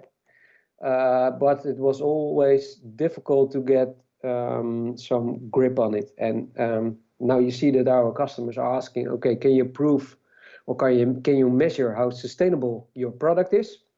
We needed to change and adapt our design approach. So what was the challenge? Please go to the next sheet.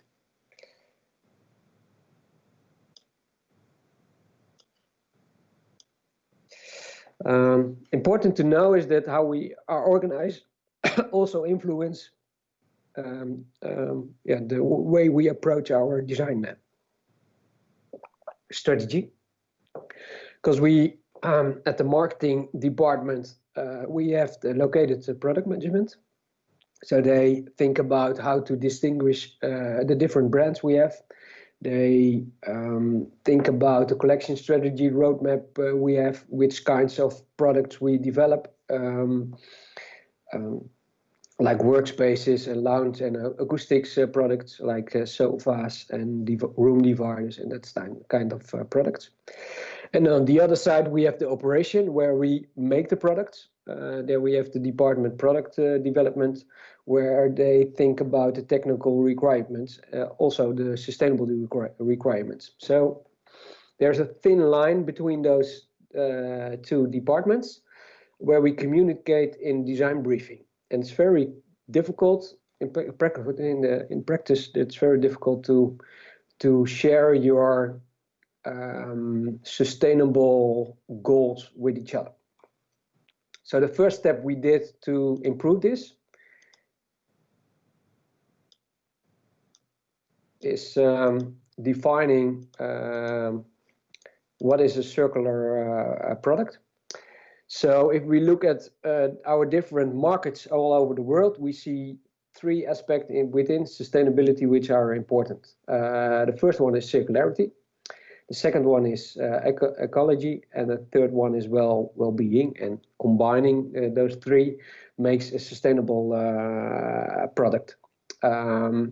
With this triangle, we can choose which one of aspect of sustainability is more important in a product development. So, for example, we can develop a chair which is has a baseline for well-being and ecology, but must be outstanding on circularity. So we take in mind that the chair, all the products, the parts and the materials has to be in use for forever. The next step we took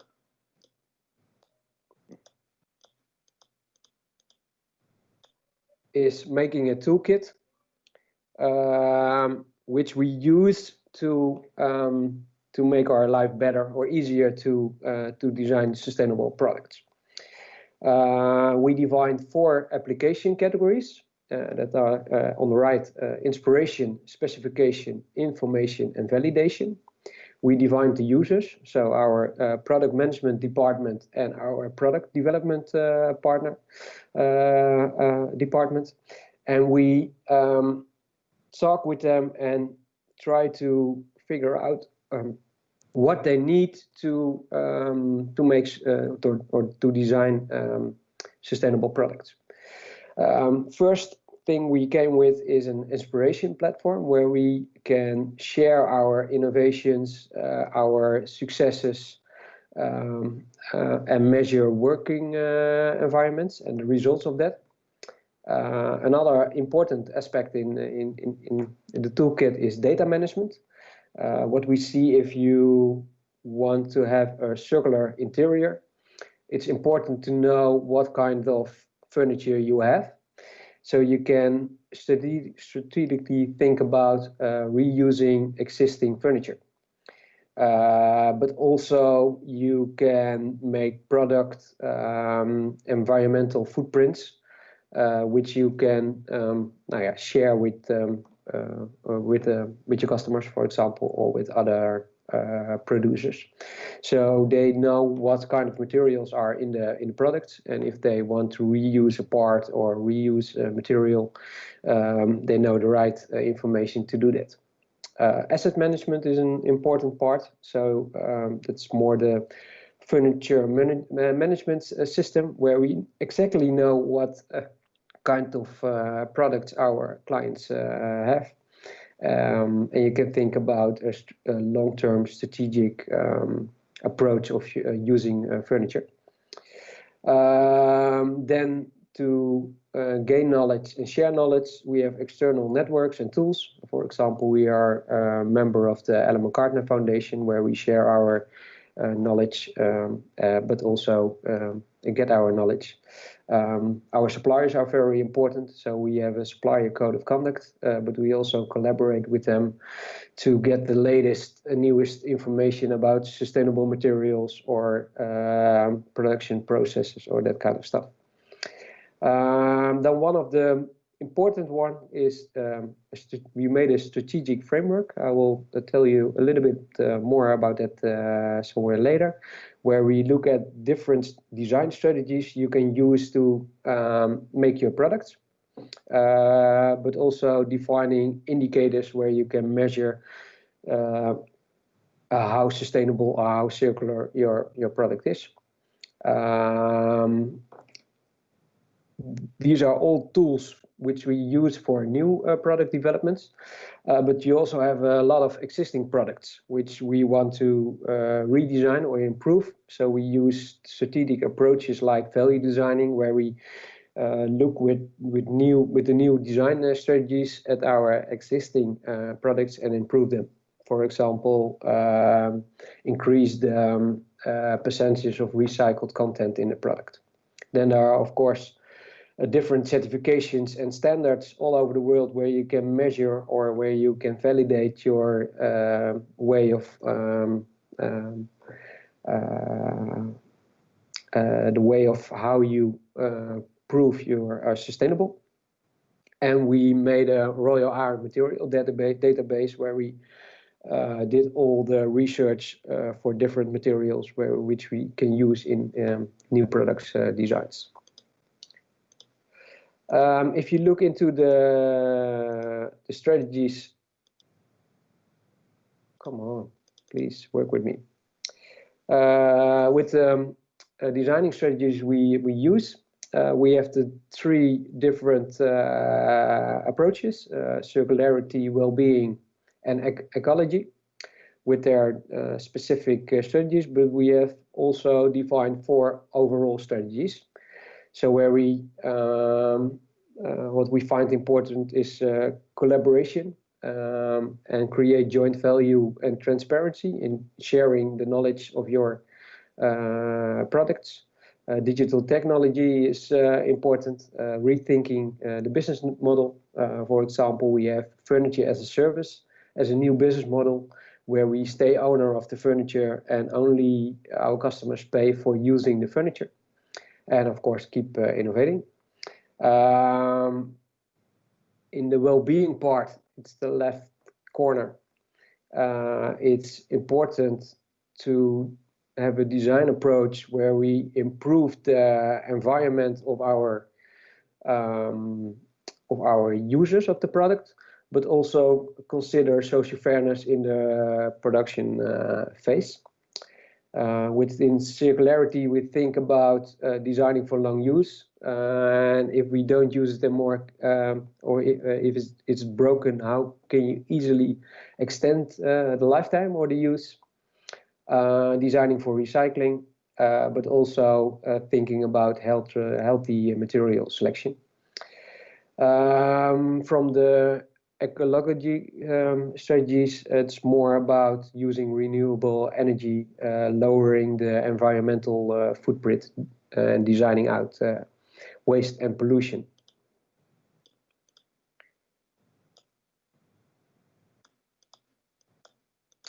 I have some exampple to share. The first one is where we look at the how do you say it? In this design for those products, the goal was standardization, but also flexibility. So with a small amount of parts, you get a high you get a standard and a high flexibility in changing the way it looks and feels. Another example is, it's too fast. I think it's not working. It's a GIF file. In this example, our goal was modularity. Sorry, I go too fast. First, this one. In this example, we made a desk with 30% less environmental footprint than a market average.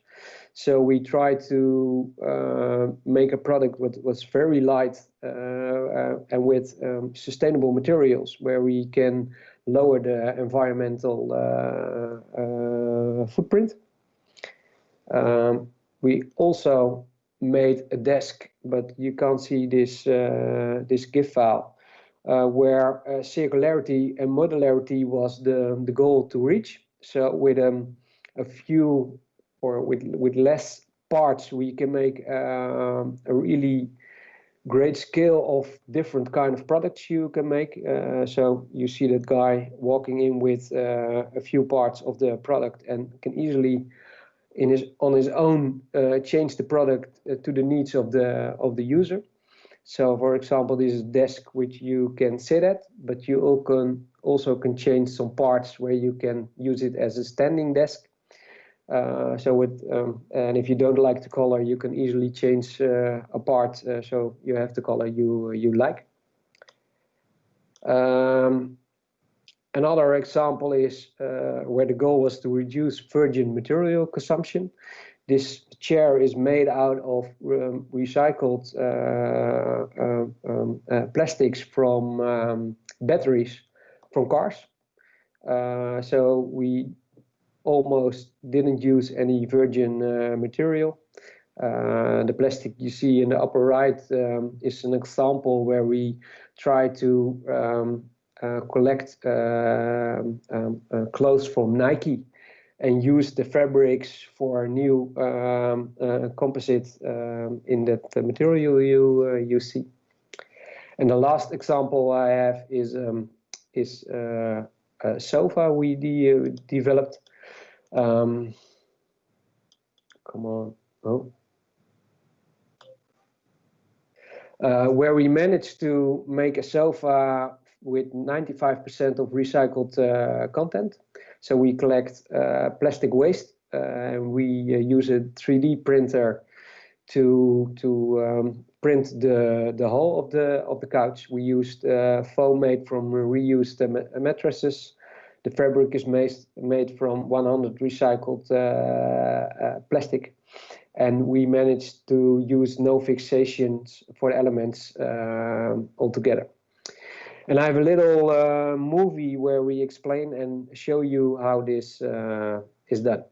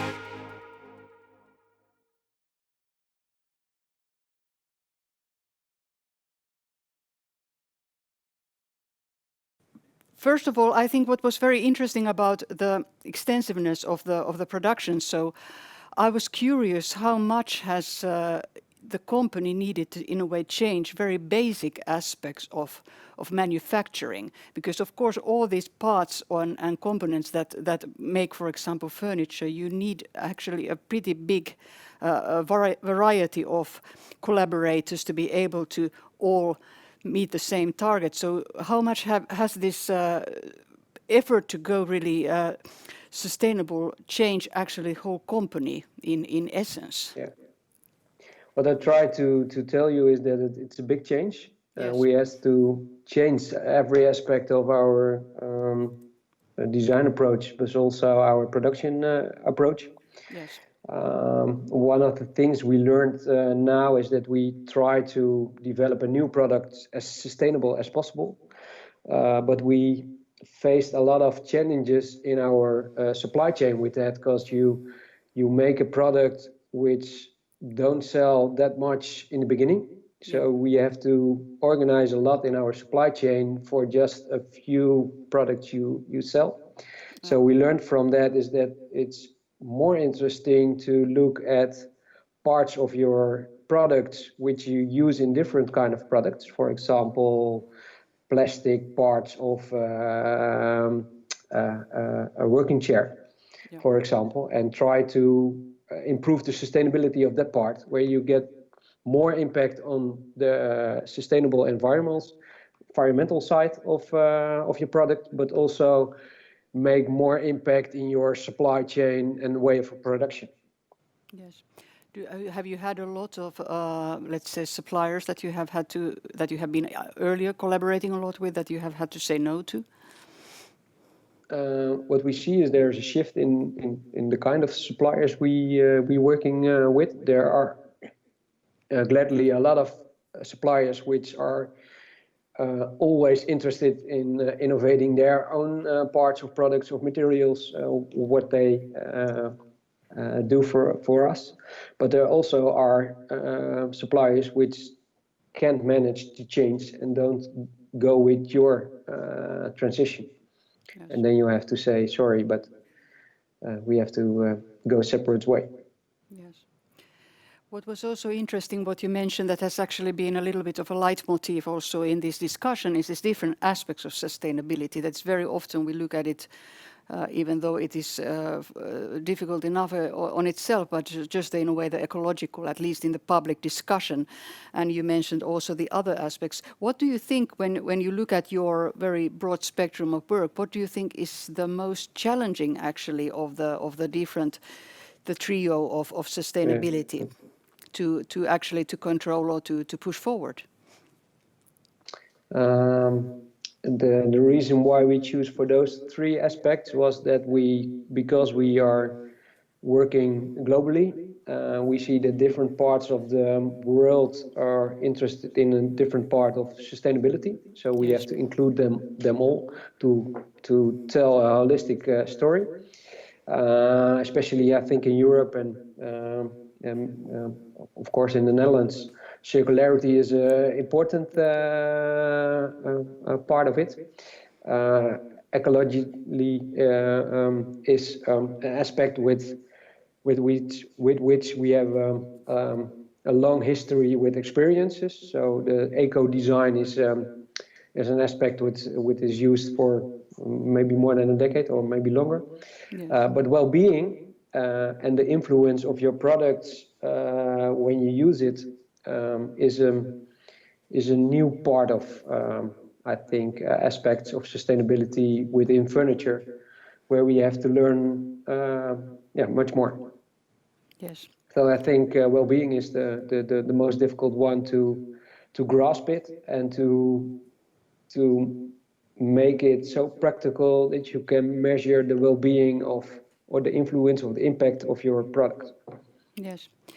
Do you have some kind of way of for when you think about it? This is very much a building an ecosystem, like what you just a bit in the beginning of your presentation you described in a way indeed about that whole collaborative model that you in a way need. and the effort in putting your all aligned towards the same goals. Do you use some other measurements than the typical international measurement for sustainability? How do you measure your suppliers as a company? The targets Do you that mean want. specifically on the suppliers, or Yeah, it's for suppliers especially, even yes. Evan? Yeah.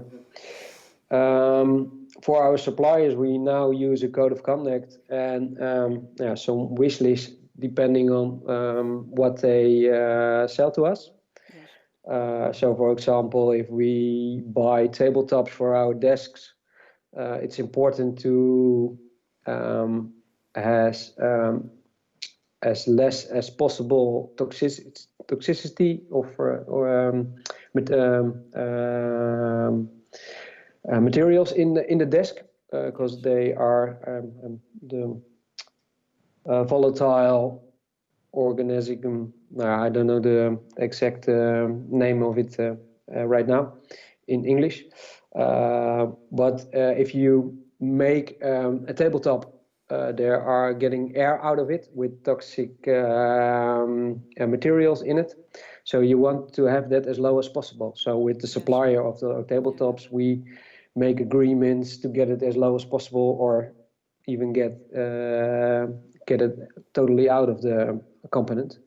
Another aspect with the tabletop, for example, is that if we get our furniture back and we have wooden waste, we now bring the wood waste to them, so they can use it as reused, recycled materials in making new tabletops for us.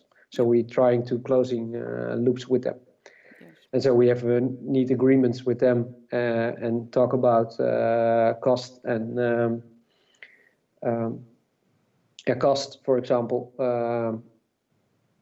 So that's the way we now changing our way working with our suppliers, because you can put it all in a contract, but you need collaboration and innovation to get it worked. Yeah, exactly. You have to know what you're talking about actually also, and have a constant.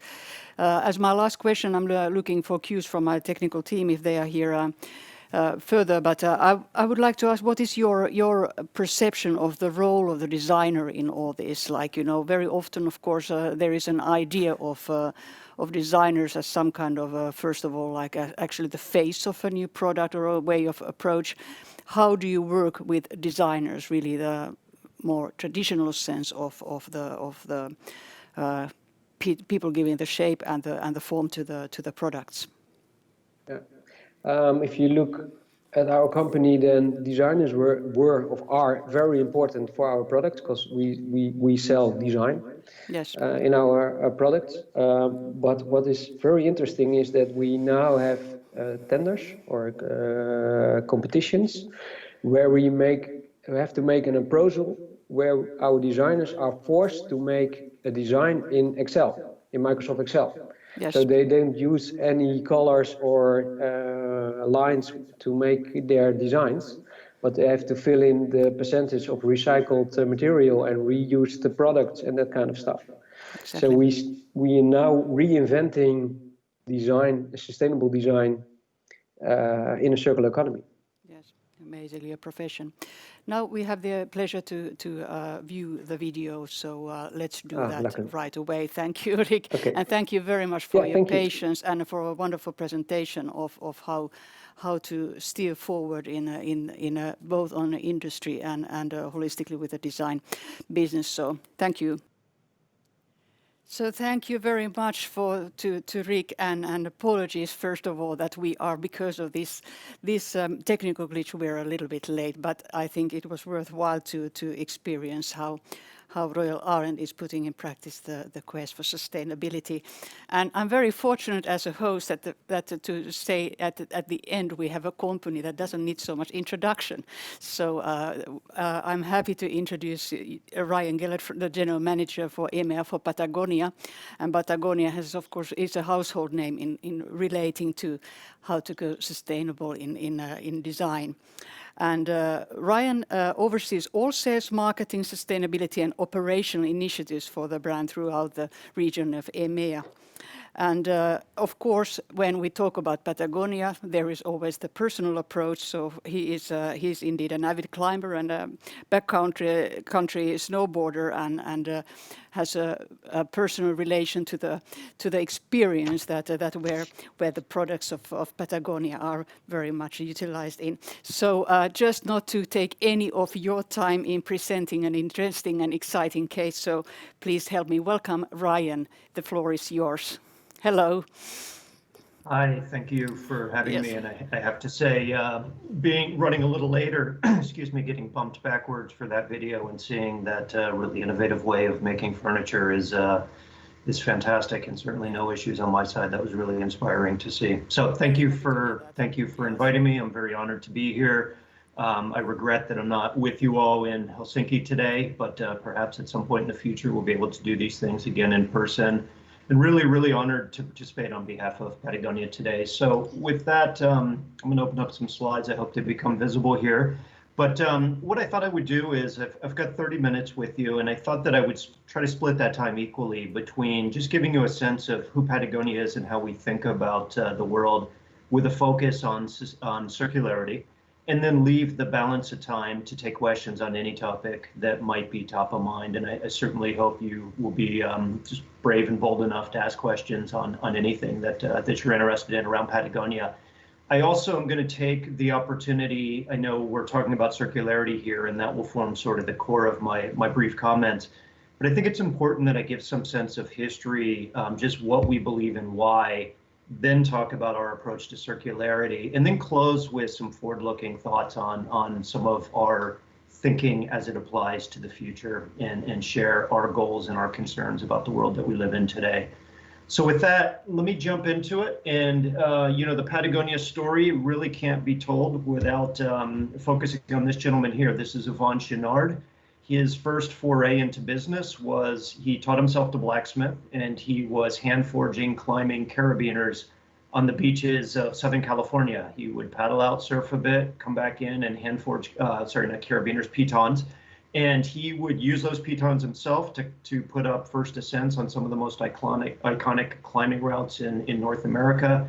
He would share them with his friends, and ultimately that led to him building a small business called Chouinard Equipment. A number of years into that, he added clothing for climbers to that. When he was on a climbing trip to the UK, he came across these rugby shirts. He bought them. He sold them to climbers as part of the Chouinard Equipment business. And in 1973, that was the birth of Patagonia.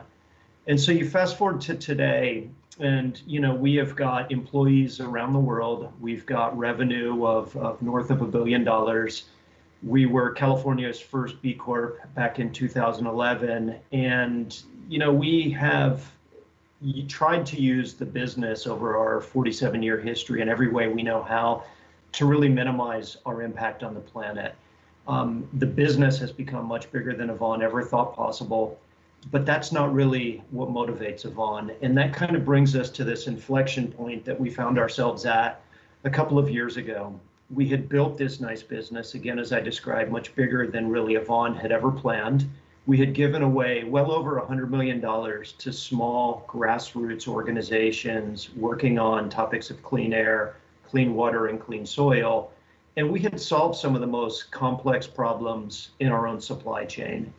But we realized very profoundly that just wasn't enough anymore. And so we had a mission statement that I think had served us really well for the 27 years prior to 2 years ago.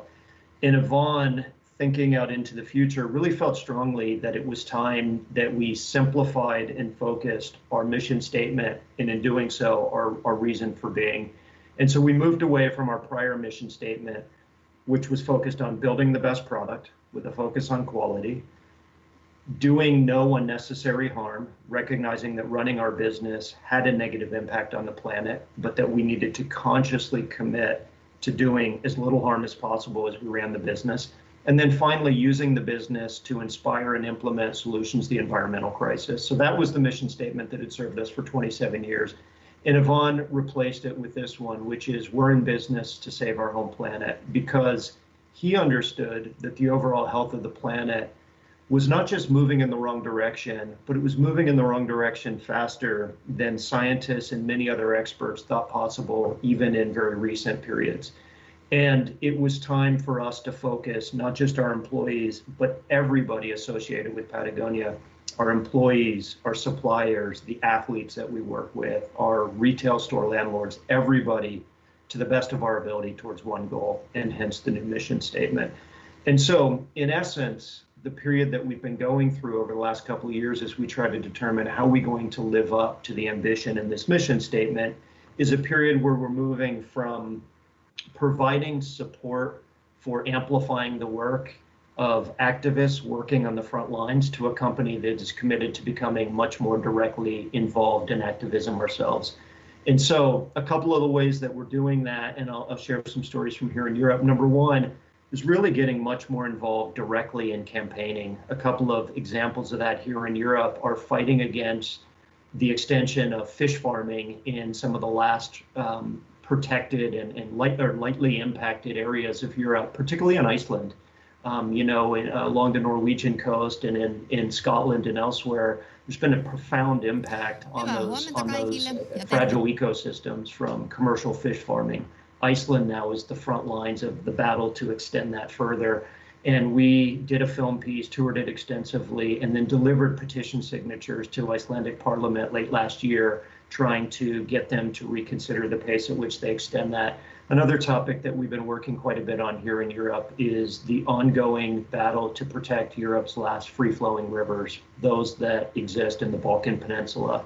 The good news is that there are literally thousands of kilometers of untouched or lightly touched rivers left in that area, unlike the rest of Europe. The bad news is there's about 3,000 hydropower projects currently queued up for those remaining free and nearly free-flowing rivers. So that's also an area of focus for us. So that's kind of how we're thinking about living up to this mission statement we have adopted. But I just thought it was important to give you a sense of our history and some of the things that we have been focusing on over the last 47 years as I now pivot and talk about circularity within Patagonia. So I'll address this through two prisms, primarily Patagonia, but also looking at it from sort of the broader perspective of the apparel industry. And I'll start here with this advertisement that we ran as a full-page ad in the New York Times on Black Friday in 2011. And this ad's had a lot longer lifespan than we ever anticipated it would when we made the decision to run it in 2011. And people often refer to it by the title, the headline there that you can see, which is "Don't Buy This Jacket." Our intent with this ad, and it continues to be our intent today as we partner with our customers when they make purchasing decisions, is this. It's don't buy things that you don't need. Really think about the impacts of your consumption behavior. And if you're going to buy things of quality and commit to seeing yourself in the role as an owner of something, not as a consumer of it. And so the difference between an owner and consumer is an owner really thinks about how they can keep that product in use as long as possible, whether that's be repair or other mechanisms. And so the first R within our suite of R's under this umbrella that we call Wornwear, which is our approach, our blanket approach to circularity, is reduce. Don't buy things that you don't need. And we see this again as a partnership between ourselves and our customers. The second is product repair. From the very earliest days of Patagonia, we've been committed to partnering with our customers and seeking to help them keep their product in use as long as possible through product repair. And over time, we've continued to invest and scale that commitment. Initially, it was something we invested very heavily in the US. We are an American company for a large part of our history. Our biggest commercial footprint was in the US. And today we run America's largest apparel repair facility. I think we employ about 100 people doing full-time product repair, and directly and indirectly through that facility, I think we're at a point now where we're doing about 75,000 product repairs per year. Product repair is not just limited to North America, and it's not just limited to the footprint that we have in facilities where we take product and repair it. We also partner with our customers to teach them how to do basic product repair themselves in collaboration with a group called iFixit, and we post manuals on how to do product repair on our website. We do simple product repairs in our retail stores. And then we also take product repair out on the road. And we've got vehicles here in Europe. We've got vehicles in North America and elsewhere that we take out on the road and we bring them to events. And we talk to people about the importance of repairing their product. And we actually do physical repair at these events at no cost. And we'll repair a product not just from Patagonia, but from many of our competitors as well at these events. And so that's another way that we really try to facilitate a dialogue on the importance of product repair. The third piece, the third R under this suite of terms and ideas underneath Warnware is reuse. And so this is a newer piece that we have been pushing on and seeking to scale. It exists today in North America. We are ramping up to bring it here to Europe. And this is the reuse piece. And this exists under Warnware.com. And the basic premise here is if you've got a piece of apparel from Patagonia, whether it's in need of repair or not, you have decided that you're done using it, you can bring it back to us, you can send it back to us. We will give you a credit to buy something new in the future. And we'll take that piece of apparel, we'll launder it, repair it as needed, and resell it. And our goal in doing that is twofold. Number one, it is to extend the usable life of product. And number two, it is also to make the product more, to extend the community of people that can afford and have access to Patagonia product. And so this is an idea, again, as I said, it's in its early stages, but we're starting to do it at some real scale in North America. And the ambition is not just to make it a global model, but it's also to really make it a profitable revenue stream for Patagonia. Number one, to wean us off the need to run the business on the back of new product. But also number two, to prove to other companies, both in the apparel sector and beyond, that there is a commercially viable way to support additional revenue streams above and beyond making new product. And so this is a piece that we're really excited about and something that we want to more deeply embed in the business as we go forward. And then finally, that brings us to the fourth and final R in our approach to circularity, and that's recycling. We are committed to taking back every product that we've ever made from our customers and using the very best recycling technology that exists to ensure that the maximum amount of value is consumed out of that product at the end of life. But I want to be really clear and just sort of pull all this back together. We are very intentional about putting recycling at the end of this process, not at the beginning. We're under no illusion that we can continue to put as much product in the world as we do and recycle our way out of this problem. And so this is something that we really see as the last of the 4 R's, even if we add more like rental and other ideas into the mix in the future. And then on recycling, I want to talk to you a little bit for a moment just about the apparel sector. Number one, our industry has a carbon problem. Our industry has a pollution problem. The apparel sector globally is one of the most polluting industries in the world. And the reality is for the sector, just the same as it is for Patagonia, and it's this. We're in the business of overwhelmingly making product that people like, but it is not necessarily product that people need. And so the number one thing we're really constantly encouraging our customers and our communities and partnering with them in doing is thinking twice before they buy things that they don't need, and then really trying to extend the life of their product.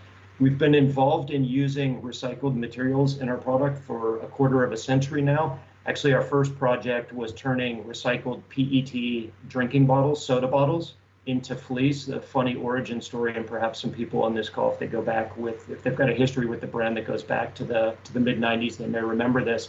Our first foray into that and turning PET bottles into fleece was we were using Sprite and 7-Up bottles, and we couldn't get that sort of soft lime green out of the pellets. And so the only product we could offer originally was a product of that color.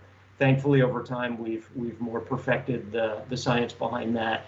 But we've gone from those pretty humble beginnings back in the mid-90s to today, where we're using 72% of our product by volume is made from recycled materials. The ambition that we have for ourselves in the footprint of the product we make is to use no more petroleum-based virgin materials. And where we use organic materials, natural materials, we are moving beyond just organic. And so our history is, since the mid-90s in cotton, we have used nothing but 100% organic cotton. our aspiration in the future, and we're pilot testing this now in India, is to move to beyond organic to regenerative organic practices. And so instead of just doing less harm to the environment in growing cotton, the ambition is to actually be sequestering carbon and creating healthier topsoil in the process. And so that kind of gives you a quick point of view, both on our history, what we believe and why, and also our general approach to circularity. And that brings us to the last piece, and I think that's really the more forward-looking piece. As I said before, we as humans have created the climate and ecological crisis, which I personally believe is an existential threat to us as humans. I think we have created a world that is just less healthy than the one that many of us had the privilege of living in, and we're handing it over to our kids. And I think that really has forced us to think bigger, move further, move faster, and be more ambitious in our commitments. And for us, the focus, the prism, has been our new mission statement. And as we've thought about how we're going to live up to that here in Europe, it really falls into 4 areas. Number one, minimizing the footprint of our own business. As I talked before, we've got to get the carbon footprint down and out ultimately of our business. And so our ambition is to decarbonize our business by 2025, to do that with as strict a reduction in carbon as possible, also recognizing that at least for a period of time, we're going to have to lean somewhat on carbon offsets, but really continuing to be ambitious in how we think about our footprint. Another part of that is creating, as I said before, some new and novel business models that exist next to selling new material, new goods. The second piece is really focusing on, at a systemic level, this transition away from conventional agriculture to more regenerative organic agricultural principles. It is rare that when you find a broken supply chain, and I would describe our global supply chain for food and how we feed ourselves as one of the most broken in the world, it's rare when seeking to fix that, there is actually an opportunity to really do good, not just do less harm. And we believe that's possible with the way that we feed ourselves through regenerative organic agricultural practices. And so one of our ambitions and our commitments is to work with like-minded parties to scale these principles. Number 3 is to, and this is very much a focus for us here in Europe, it's to participate in a transition from large carbon-intensive centralized sources of energy to more decentralized renewable energy co-ops. And so this is something that we're going to be increasingly focused on within our own business, but externally with our community as well. And so we're building a campaign for next spring with a lengthy film piece that will be in support of that, and trying to create on-ramps for our communities to figure out how they can participate at a personal level in the transition to more community-based renewable energy co-ops. And then finally, an area of focus, same as it's always been for us at Patagonia over our 47-year history, it's the ongoing protection of wild places. This happens to be a photo of an area I've been to quite a few times in Bosnia and Herzegovina. And again, it captures really the beauty of what I spoke about before, some of Europe's last great untouched free-flowing rivers. And this, I think, gives you just a small sense of what's at stake and why they're worth fighting for.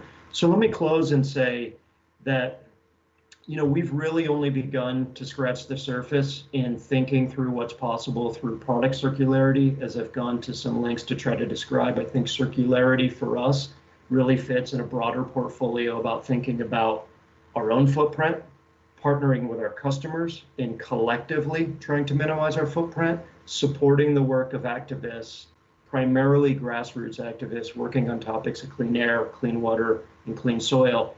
And then where needed as well, getting directly involved in activism ourselves, and moving away as we do all of that from dealing with fighting against symptoms of the underlying climate and ecological crisis, and really focusing on the root causes. Our goal is to be in business 100 years from today on a living planet with healthy customers. That's the timeline that we try to apply to ourselves as we think out into the future, and this reflects some of our current thinking on this. So again, I really appreciate the opportunity to spend some time with you here today, and I'd be happy to answer any questions that you have. Thank you so much, Ryan, for your presentation. And the irritating thing is that we don't have an applause. So we would like to give an applause to everybody who has been speaking about this topic today. It has been a fantastic day all in all.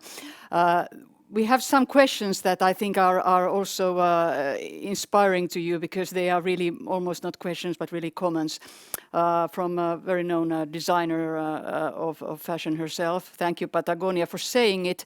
Recycling is the end problem. First and foremost, you have to buy less and better. Do not buy this jacket mentality. So this approach of basically working against the norm in the industry, do you have some comments on that, and how hard is it to stay committed to that idea? You know, I think that, well, it is hard. I think that probably, you know, sometimes we're asked, you know, how do you continue to sort of challenge yourself, or where do you feel the pressure coming from? I say this with all humility, and maybe let me make another comment first. You know, in speaking in different environments, often we're held up as this example of sustainability in business. And one point I just want to make really clear that I should have made at the beginning is this. Despite our best efforts over 47 years, we're not a truly sustainable business. And, you know, we hope and aspire to be one day, but we're absolutely not a truly sustainable business. We still take more from the planet than it can afford to replenish. And so I just always feel the need to be clear about that. We're very committed. We think about these issues, you know, at a very deep level, and really try to challenge ourselves to commit, but we're as imperfect as anybody. And I think that takes me to the point I was going to make, which is I do believe strongly that despite the pressures that we feel from, you know, many places, you know, expectations of our customers and everywhere else, I don't think any of them, I think they all pale in comparison to the pressures we put on ourselves, because I mean this sincerely, the scorecard for us is the health of the planet. It's not the financial performance for a single year or anything else. And I do believe that we need to move past the point where we've traditionally been stuck in this academic discussion about who's responsible for solving the problems we've created. Academically, perhaps it should be government, but it hasn't been, and it's not going to be. Individuals making different lifestyle decisions, as important as that is not going to get us where we need to be. We need government, we need individuals, and we need business all pulling in the same direction. And I think, therefore, our biggest contribution, if we've made one at all in our 47-year history, is really trying to provide some level of leadership from the bowels of the business world in saying that we've got to be committed to this, and these things are important. They're important to us, they're important to our customers, and they should be important to all of us as humans. Something from a person, when we would have everybody here, we would have a wonderful discussion among you all people, but I am now happy to channel from Peter, who was earlier. How do you get your customers to participate in warmwear repairing and your other programs? So what works and what doesn't? You know, I think a first rule, which is not going to sound unique, I mean, it's probably pretty obvious, is you've got to make it accessible. So people need to know these things exist. That's probably very obvious. And then, so there's a communication exercise. And then I think you've really got to treat it a little bit like you treat the commercial aspects of the business, and really try to remove as much friction from the process as possible. You know, one of my sort of thoughts and an ambition that I think we're really committed to trying to work towards is, I'd love to see it be as easy for a customer of Patagonia who is interested in coming to our website, say, and buying a brand new black medium nano puff jacket. I would like that frictionless process to be exactly the same if they wanted to initiate a product repair, if they wanted to rent a product from us, if they wanted to resell a product to us, or if they wanted to send a product back at the end of its life for recycling. And I think if we can take these disparate pieces and really put them at the center of the business and remove the friction on all of those pieces, then I think, you know, I do believe we've got a customer community who's really engaged in these topics and really want to participate. And I think, you know, our challenge and our responsibility is constantly creating those on-ramps for them to do that. Hence us doing product repair out both in retail stores, but also via the vehicles I talked about, out just at events and in unexpected places. It's just to have conversations with our community about the value in extending the life of apparel, whether it's from us or others. This question of repairing has been inspiring people a lot, and here is when we're talking about, here's a comment, if you want or wondering more like that, whether you know about a Finnish mother's innovation on recycling patching business. So it is called Vaatelastari and has to do very much with actually repairing in practice. So that is something maybe that we can tag and you can get familiar with. Here come a little bit more questions and a lot of course thank yous. Considering of like there are quite a wide range of questions of like because sustainability is such a wide topic from basically the amount of people on the planet to the really into the way that we are running our businesses and manufacturing stuff. When you will think about now that to start a business, if Patagonia would be started now 2020, so where would you start? What would be the best way of developing? So it's a really from today? great question.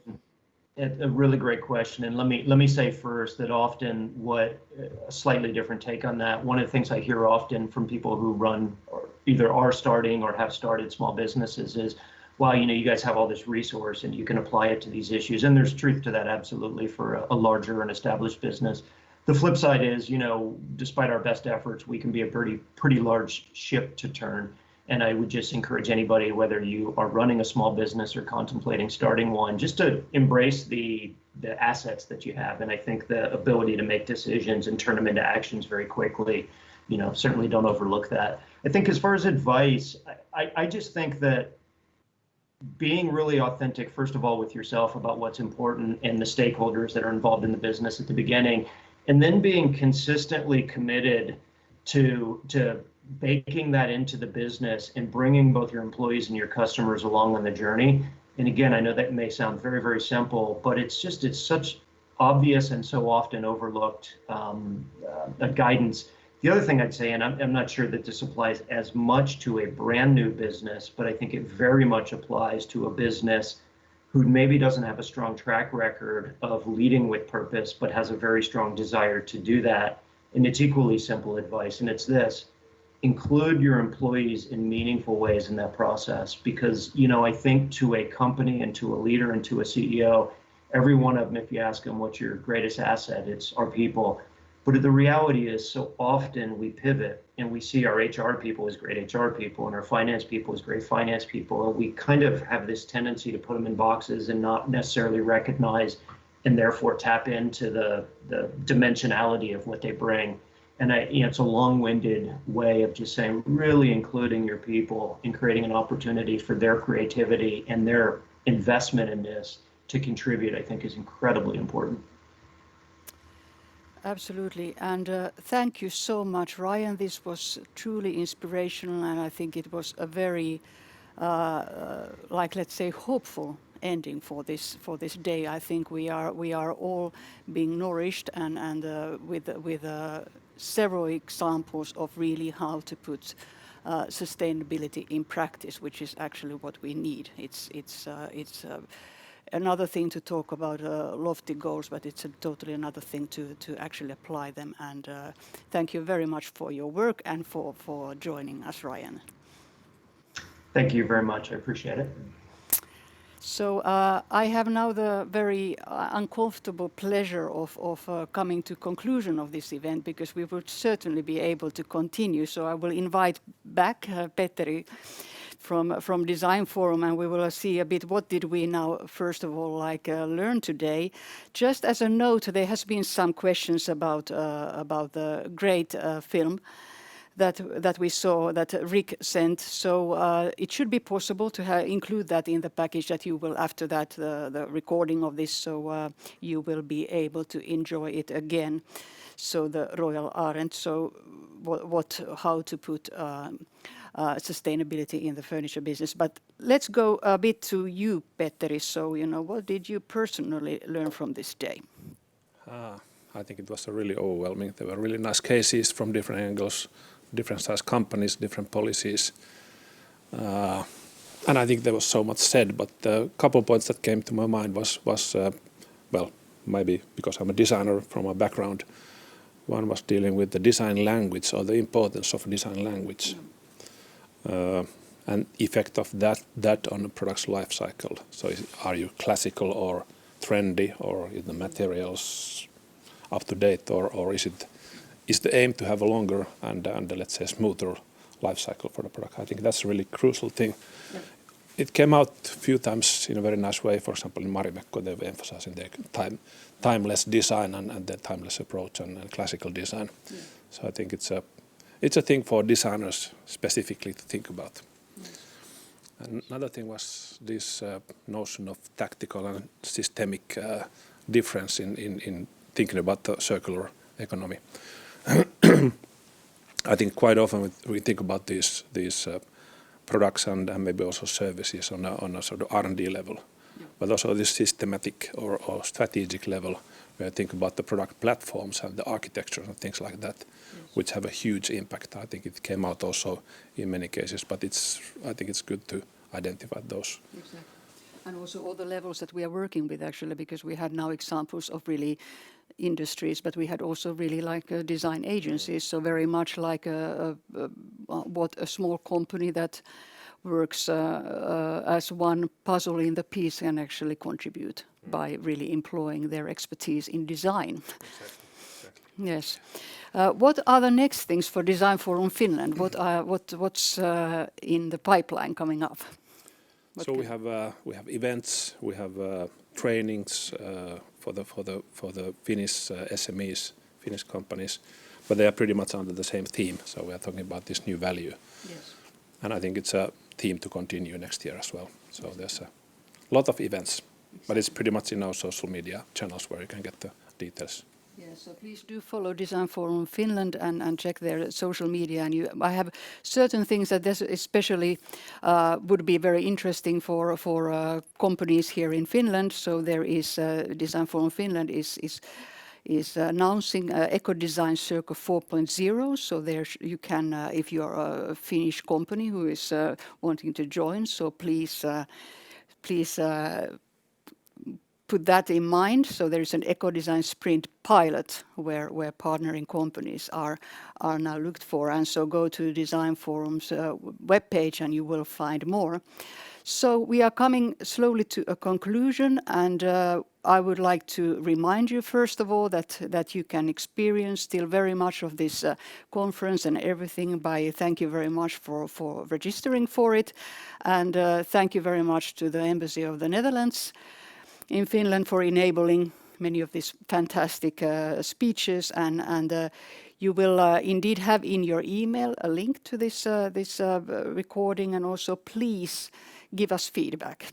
So it will always help us to develop the Design Forum talks forward.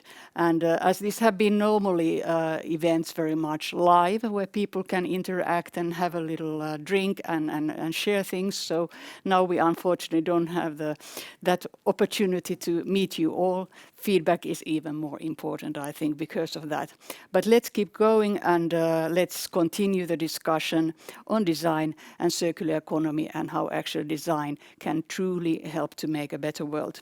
So #DesignForumTalk is still on, and have a really great evening, afternoon, morning, wherever you are. And thank you for inviting me. This was a real pleasure. I'm actually inspired after a pretty long session. Great. Thank you, Katja. It was really great facilitation. Under different circumstances, I would give you a hug, but maybe not now. We keep certain distances here, and we are still also Finns, so it's okay to us. Thank you very much, and let's keep posted.